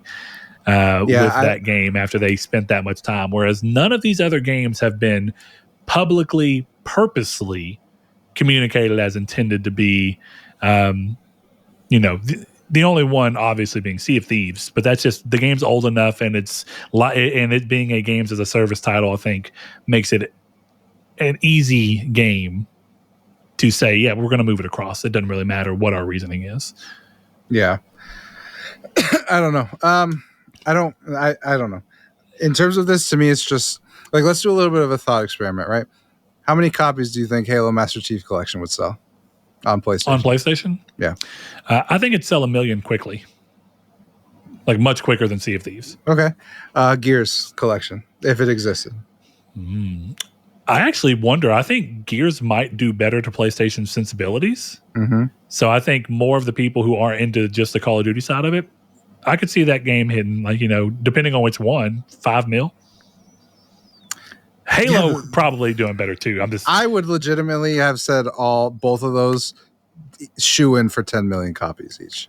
I don't know, man, because there is still the fact that unless it's a brand new entry, and to clarify, unless it's a brand new entry, I still think that there's a subset of gamers who are just going to say, I don't really want to play that old game that I don't have any nostalgia for. Maybe, but you're talking about a storied franchise. Sure, yeah. That has not been on this console before. So Sure. A lot of gamers on this console have not played it. And I think that's why you're going to be looking at, what is this Halo? Oh, shit. I can play Halo on PlayStation? Let's do it. I think those are going to be huge. And I think that's the reason I even brought that up was because it just goes to show how well they'll do on PlayStation. Even just the base prediction. I want to, let's bring it up and even look. So, right, Gears of War 3 sold 3 million units on Xbox 360. Yeah. And part of why I want to bring this up is expectations for game sales for exclusives have changed dramatically, because we're looking at a world where, from everything we can tell, at bare minimum, Days Gone sold 7 million, bare minimum, and it was considered a failure. And yet 3 million for Gears of War 3 was enough to make Microsoft go, fuck no, we're buying that IP and we're creating a studio to keep making this game series. And I think that's important to say, because what used to be considered big for a game is chump change for a game now. Dude, 3 million sales is what you hope your fucking AA game hits now. Valid. And so that's kind of wild, right? If you're really thinking about the comparison between them. So I'm being serious when I say this. I don't know that Gears of War would hit 10 million, because I don't think it didn't hit 10 million when it was the new. Mm-hmm. So I don't know. Let's see. What was Halo 3's sales? I'm sure it was insane. How many copies did Halo 3 sell? 14.5 million. 10 million copies. Yeah. So look, whenever you asked me Halo, I said it would hit 1 million probably day one. It'd probably hit 1 million pre-orders immediately. I'm there. Same. They're really fun games. First of all, even if they're old, what makes Master Chief Collection in specific so fun is not only are the campaigns actually good, and definitely when you can fuck around with the skulls and stuff, but the multiplayer letting you just fuck around and make your own modes is what the fun of those games are. Fucking Halo is one of those things where I think it would sell to people like me who would buy it strictly to open it up and see it on a PlayStation. You know, that's the kind of. Just for example, Halo 4 sold 8 million copies in North America alone, 1.79 million in Europe, and 0.4 million in Japan. So basically 10 million on its own.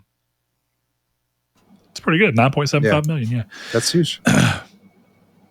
And I guess the question is at what point do they care enough about holding on to Master Chief as an individual? And what I find unfortunate about this is that we can't even really speculate in the opposite for PlayStation, because Xbox doesn't even have enough units out there for it to feel as worth doing. And I know that sounds shitty, but I promise I'm not trying to be shitty. It's I'm sure Uncharted would sell okay on Xbox, but would it sell enough to justify porting it?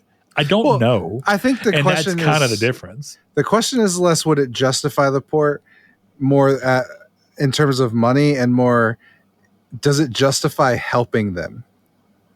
Well, would it even be a help to them? I almost wonder if would porting the Uncharted collection and Uncharted 4, would porting that to Xbox at this point even matter, or would it just make somebody go, damn, these PlayStation games are kind of sick, maybe I should buy a PlayStation? So sure, if anything, you're helping yourself, I guess. But I think a lot of people would go, oh, maybe it is going both ways. You know what I mean? Where now it's to the point where when Sony put the Indiana Jones trailer on their YouTube, they edited out Microsoft and Game Pass and only have Bethesda on there. You know? They're putting their. Well, I don't think, just to throw this out there, I don't think that Sony did that. I think Bethesda's marketing is what sent that trailer for PlayStation to play. So, point being, either way, I think it's important for anyone who thinks that PlayStation has that level of autonomy. It's the publisher that determines what's on the thing. But Sure. PlayStation could have been like, hey, can we pretty please not have Xbox branding on our version? Yeah, I mean, it doesn't even it doesn't have the Xbox release date on there, obviously. But Of course, the yeah. point I'm making is that if this was a symbiotic relationship, Microsoft would be there as the publisher, but they're not. So implying a symbiotic relationship by bringing even like Helldivers, which I've been in favor of since release, even bringing that is like a little bit of a show of like, oh, we'll help you out, when the reality is like, Hiroki Totoki is trying to do everything he can to make sure that Microsoft stops putting out consoles. So they're not doing that. Yeah, I don't know. I think it's interesting because I mean, at this point, clearly Microsoft is what they claimed, and I'll give them credit. And I'm actually glad to see. And I want to make this a really big point because I've said it enough times in the opposite direction before this started happening that I was tired of hearing Phil Spencer tell me and try and message to everyone that he wanted to put games on as many things as possible, but then specifically exclude 2/3 of the gaming market. If you think, well, clearly not from numbers, but if you think about Switch and PlayStation for most of their games, he clearly wasn't. That was just, it felt like double talk. What I'm starting to think is he always wanted to do this, but he had to massage the people who looked at the way the games industry had always been. And maybe it wasn't him. Maybe this is more Satya and he's just leaning into it and doing it. We don't know. We will never know. But what I do know is I'm glad to see that all those years of feeling like Xbox was talking out of, both sides of their mouth feel like they're gone, because now I'm starting to feel like, okay, they mean it. They really do mean we want our games to be playable on as many things as possible. And that does mean that they are relegating themselves to be a publisher first and a hardware manufacturer second. And PlayStation and Nintendo do not do that, but they also have no motivation to do that because they don't own Bethesda or Activision. And even though they own some of the biggest IP in gaming, they don't immediately see the same need as Xbox does now to put these games on as many things as you can to recoup the investment, because they've always been made as though they were going to be able to be put on everything. Yeah, and I mean, you could make the argument that if the roles were reversed and Sony had done this, given the market position, they wouldn't be in this position either way. Because if you look back at stuff that came out during the FTC, there was like a legitimate chance that Call of Duty became a PlayStation exclusive because it wasn't worth putting it on there, to the point where they charged Microsoft more money to get Call of Duty on their system. So, just think about that. You know what I mean? That tells you everything you need to know. Yeah, and I think one of the important things to kind of go through on this is these are moving goalposts constantly. And even looking at something from like what Microsoft might have wanted in 2020 versus what they want in 2024, there's been a lot of fiscal years and a lot of purchases and a lot of pressure put on them from different people. And say what you will, but typically speaking, once a company starts costing its parent company more money, they are going to be a little bit more scrutinous.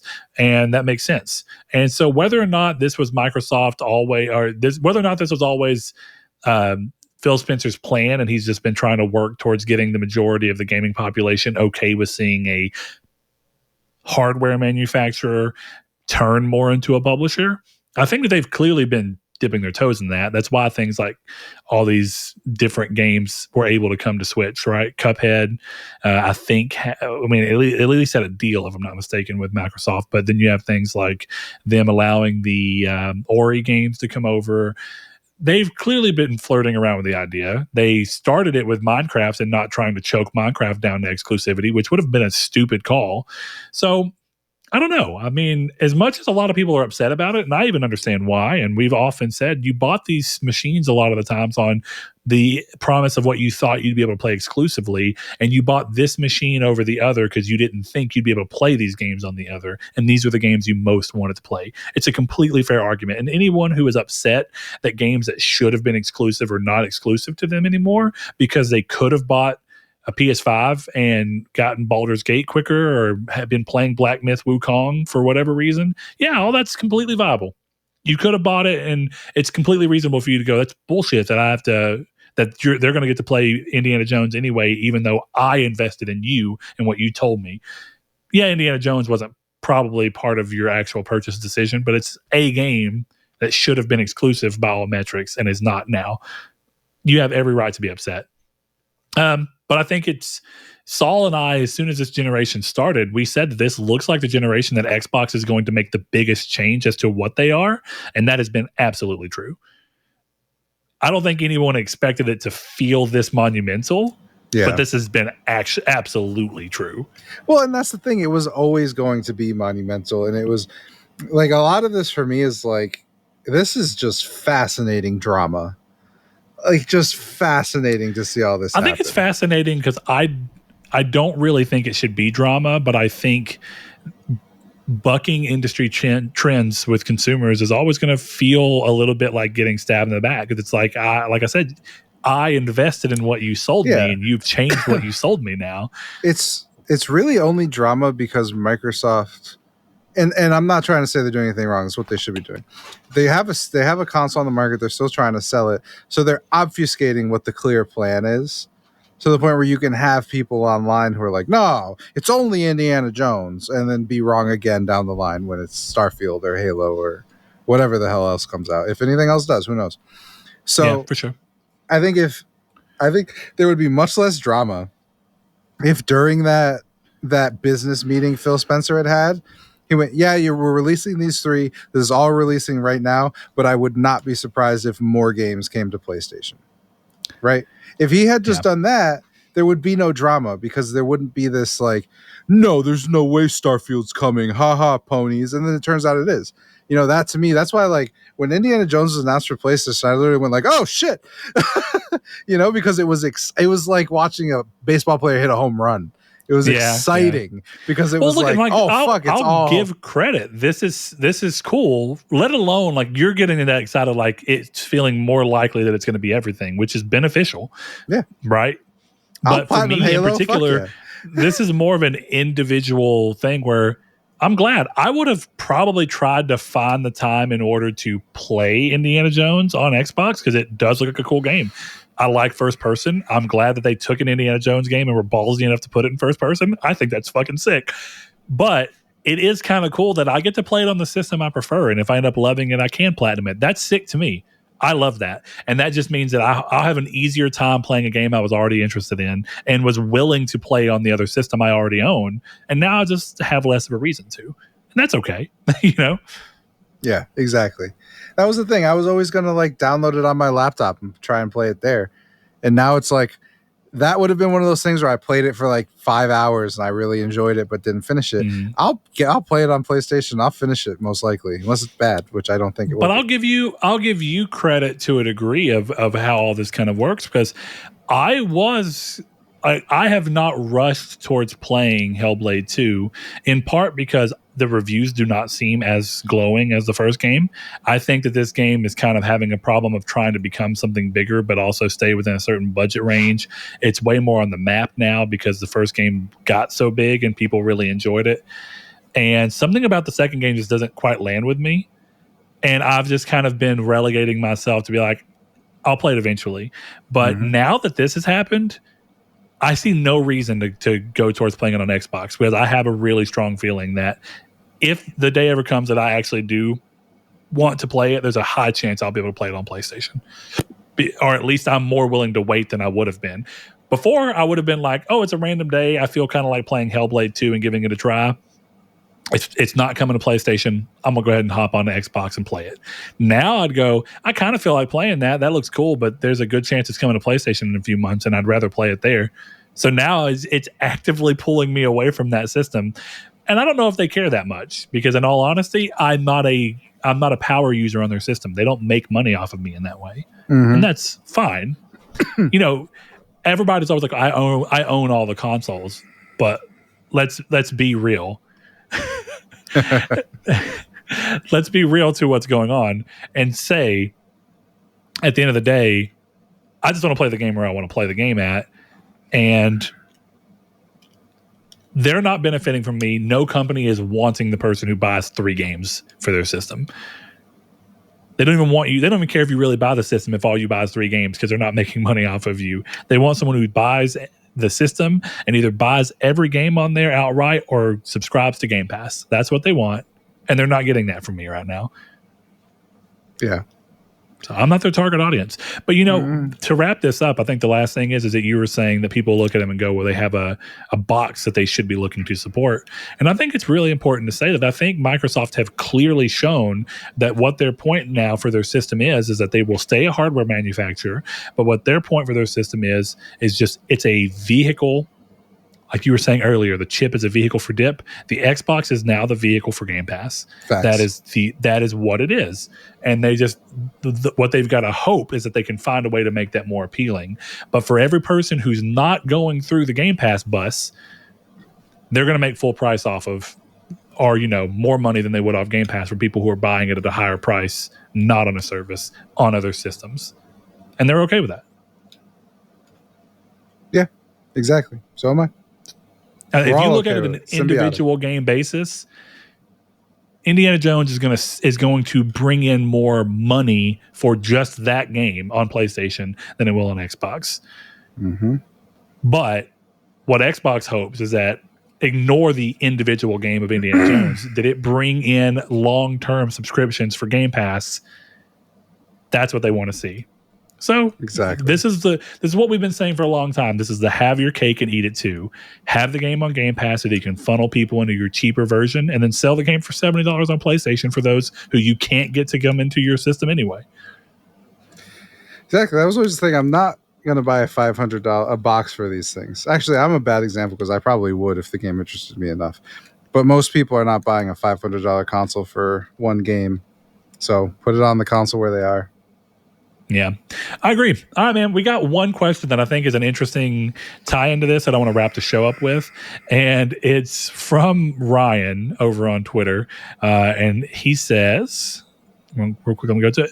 He says, are y'all interested in a PS5 Pro? And do you think it's necessary considering we're only just getting PS5 only games? And the reason I kind of want to throw this in right here, right now is I am very curious to see what the internet fervor is going to be when the PS5 Pro is out and Indiana Jones has PS5 Pro support. And not only is it on PlayStation, but it plays way better and at a way higher, or rather the ceiling for it on PlayStation is way higher than the ceiling for it they on announced Xbox that it fully supports the DualSense, so it will just right off rip be better in that sense. Yeah. So I think that's really an interesting move is what happens when, because, one of Xbox's early things, and don't get me wrong, it's all marketing speak, but right now they've been able to lean on, technically on paper, Xbox is the most powerful console ever made, even though the PS5 tends to outperform it. It's not always. Sometimes the Xbox still outperforms it, but the Xbox is also weighed down by the fact that some games take forever to release on the system because the Series S is a fucking, it's a limiting factor. How do we get this to work on there? And so to that end, Xbox can kind of play that game. But what's going to happen now when what they kind of sold everybody on for Series X was that you'll get to play high quality exclusives from our system, from our developers, and you'll get to play them on the most powerful console on the market. Both of those things are no longer going to be true. And it is kind of interesting to see how that's going to cause. Is the internet going to have swallowed the pill by then and just be like, it is what it is? Probably not. Just because, chaos on the internet is how the internet works.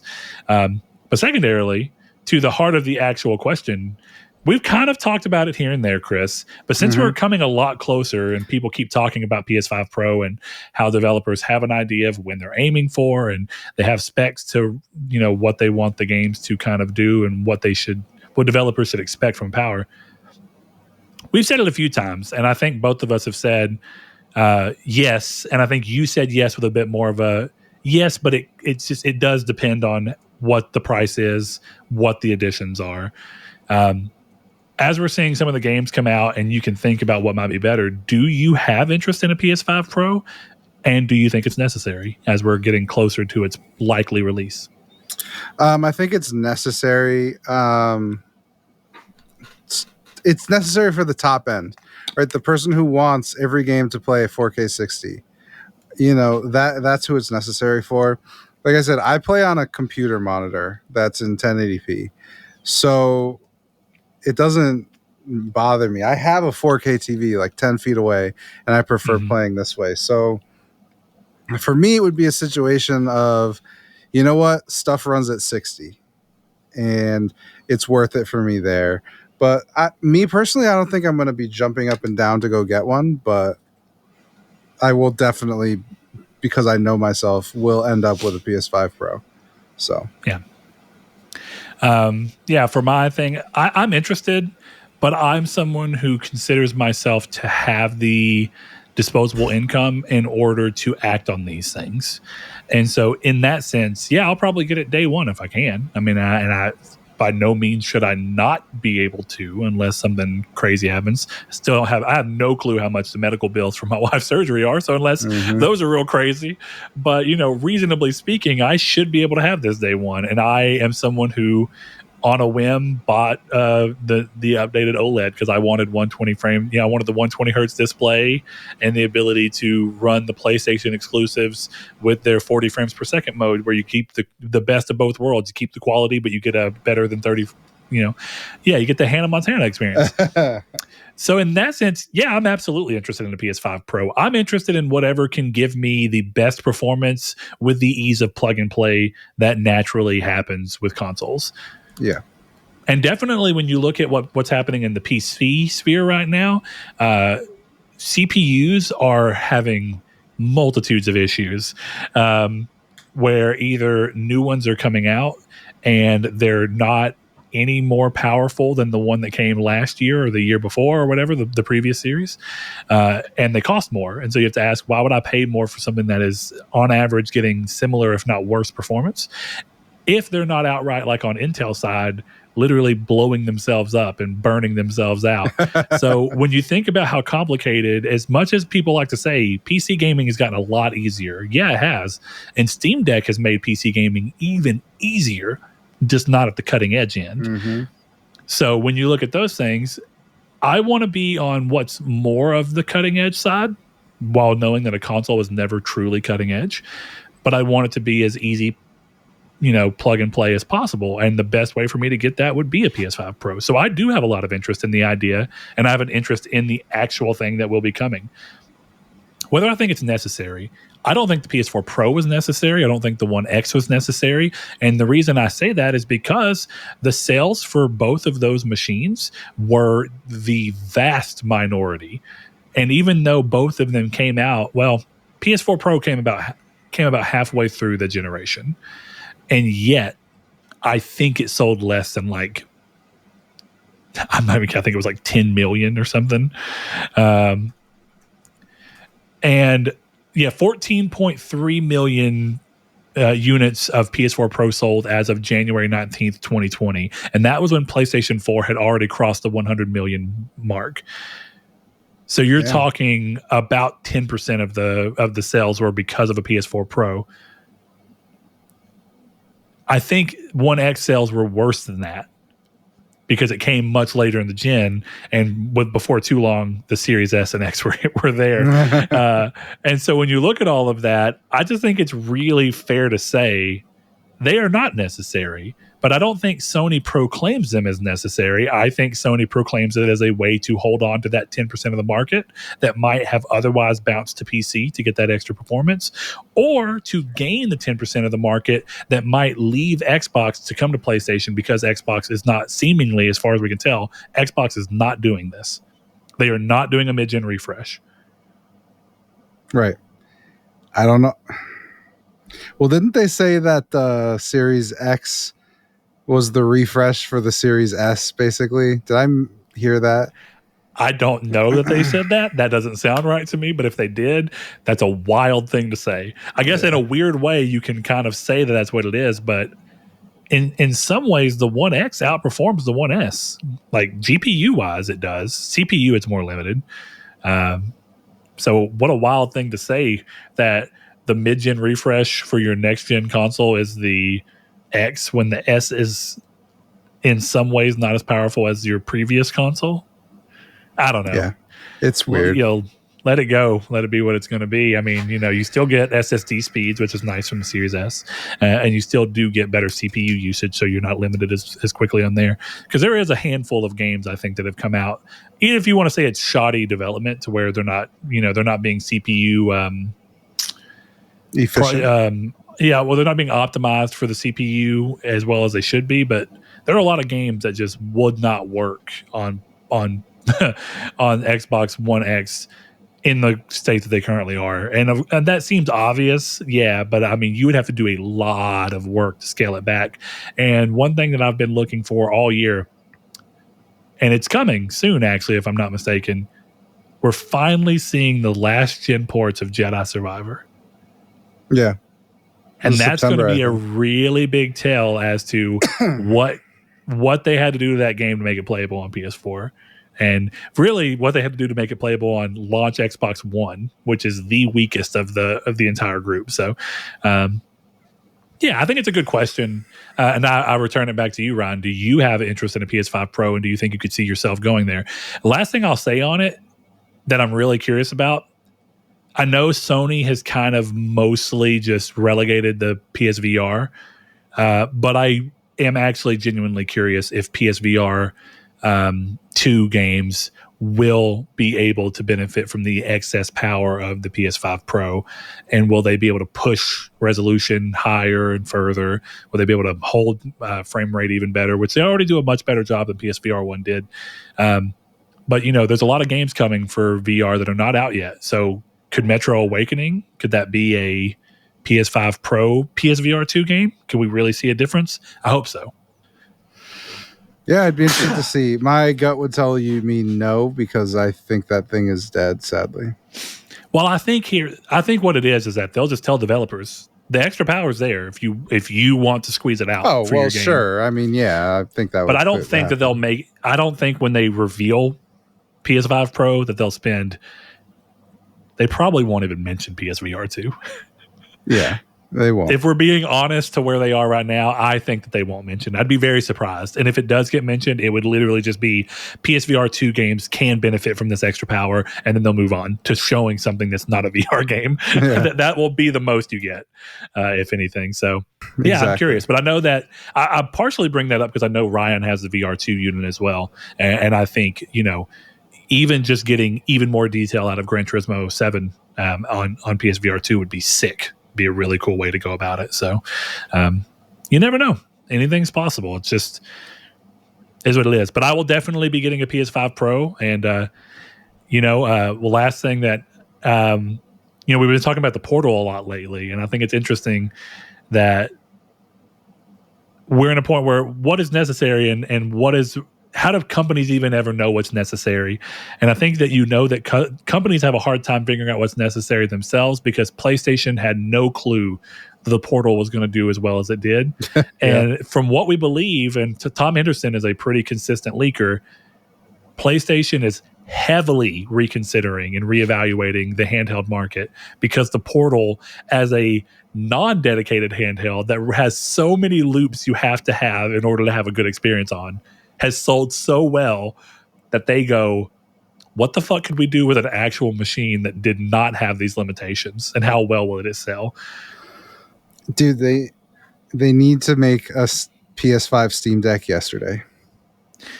I'm very curious if they could, because my immediate thought, we talked about the S a second ago, right? And how the S ends up being a hamper to getting games out on a series consoles because of the parity clause. So I agree with you, but I would agree with you only in the fact that if Sony does try to make this, they go, it's completely optional. You do not have to support it, but we strongly encourage you to support it. Kind of like they did with Remote Play for Vita. It was that's not even an issue. They already set the groundwork for streaming. So it'll just be PlayStation Portal verified for games, and then it'll be like, you can stream this. Like I feel like it's a really easy solution for them. It's just like, hey, you can stream. Oh, you can play Ghost of Tsushima. You can play Ghost of Tsushima worse, right? You can turn it down to 30 FPS at 720p if you want, or you can stream it. And then, hey, Stardew Valley that's still, you're talking about console games actually having that level of scalability. The reason the Steam Deck works is because most PC games already have adjustments for all those things, right? You can tell it, hey, I want the internal resolution to be 720p, and then I want you to use resolution scaling, and I want you to use DLSS, or I want you to use FSR. Mm-hmm. You don't usually have that level of control on console games, even though we're getting more, thankfully, right? but it would still be an extra SKU. And my worry would be that whatever they come up with that could be a Steam Deck like handheld that was basically PS5 would be essentially similar power level to what the Series S is with a screen. Mm-hmm. And that means, first of all, it'd be around probably $400, if not more. And then secondarily, it would still be a weaker machine. And so how do you balance that? And do you make developers have to support it? And if you do, you're creating the same bottleneck as Series S, though you have a much bigger market share. So there's more motivation for the developers to want to solve that problem than there is on the Xbox side. I don't know. I think if Steam can figure out how to make Elden Ring playable on the Steam Deck, Sony can figure it out. Like, I don't think it's that. No, you're right. For a game like Elden Ring, challenge. which is a cross-gen game. Okay, Spider-Man remastered. Not a cross-gen game. The Spider-Man PS5 version is not cross-gen. I know, but I mean, it's clearly a PS4 game with some shit turned. You know what you get what I mean. God of War Ragnarok is Steam Deck verified. Playable. It is Steam Deck verified. You are correct. And that's also a cross-gen game. Horizon and Forbidden so is Forbidden West. Well... But to your credit, I'm pretty sure Ratchet and Clank is also Steam Deck verified, and it is an exclusive game.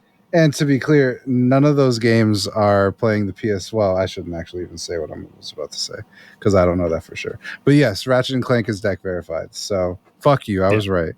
I just wanted to clarify that most of those other ones were, which to your point, on those. Just just telling the system to run the PS4 version and just having it be essentially a portable PS4 would be cool.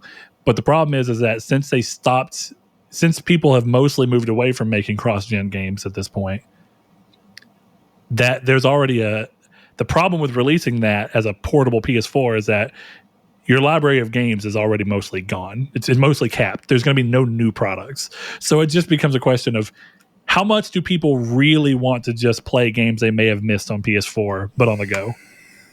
And maybe the answer is a lot. Maybe. I don't know. Who knows? I'm really curious to see what the Switch 2 looks like. Yeah. And that, I think, if we see Switch 2 before Sony starts talking about a handheld on their side, there's a good chance that we can get a feel for what's going to be possible and at what price point, based on what we see from Switch 2. The biggest thing that's interesting from Switch 2 is that for all intents that we can tell, they're working with NVIDIA again for the Tegra, and Sony is not. But where NVIDIA has DLSS, Sony is doing what the PS5 Pro's thing is, where it's basically PlayStation, PLSS, for lack of a better term. So yeah, who knows, man? Maybe with machine learning and Sony implementing this PLSS, maybe that's the trick to getting a PS5 handheld to work. Having it's where you just tell developers the PLSS can be used on the handheld PS5. Tell the game to lower the internal resolution to 720p and use PLSS to bump it up, or make it fucking 540p and bump it up to 720p on the 720p screen. Whatever. I'd be curious to see what they do. Yeah. I'll be interested. All right, Chris, that wraps up this episode, and thank you for joining me, as always. If you want to support the show with more than just your time, head over to patreon.com/Nartech and consider giving as little as $1 per month to support us directly. We appreciate everyone who does, and it makes this show still be able to come out and press on without having to constantly run ads or all those things. So if you enjoy not having ads, you should consider if you have enough money to spare to help keep the show running. But we're very thankful for those of you who do. And as a way to thank them, we shout them out at the end of every episode while we still have enough, while we still have a reasonable amount to do that with. So without further ado, I'd like to thank Duh Overlord, Spencer, Brandon Edwards, Alex, Barry Rogers, Stingray X, Matt Tubbs, Easton328, Lecheon69, Bailey Robertson, Mark Schutz, Rude Days 93, Kevin Bacon Bits, Danny Villalobos, Jehudi MD, No Fate, Josh Ayers, Derek Porter, Matthew Green, and Sean Santarud. Thanks to each and every one of you. See you next week. See you in the skies, free gunners. Start next week. It's 2 weeks from now.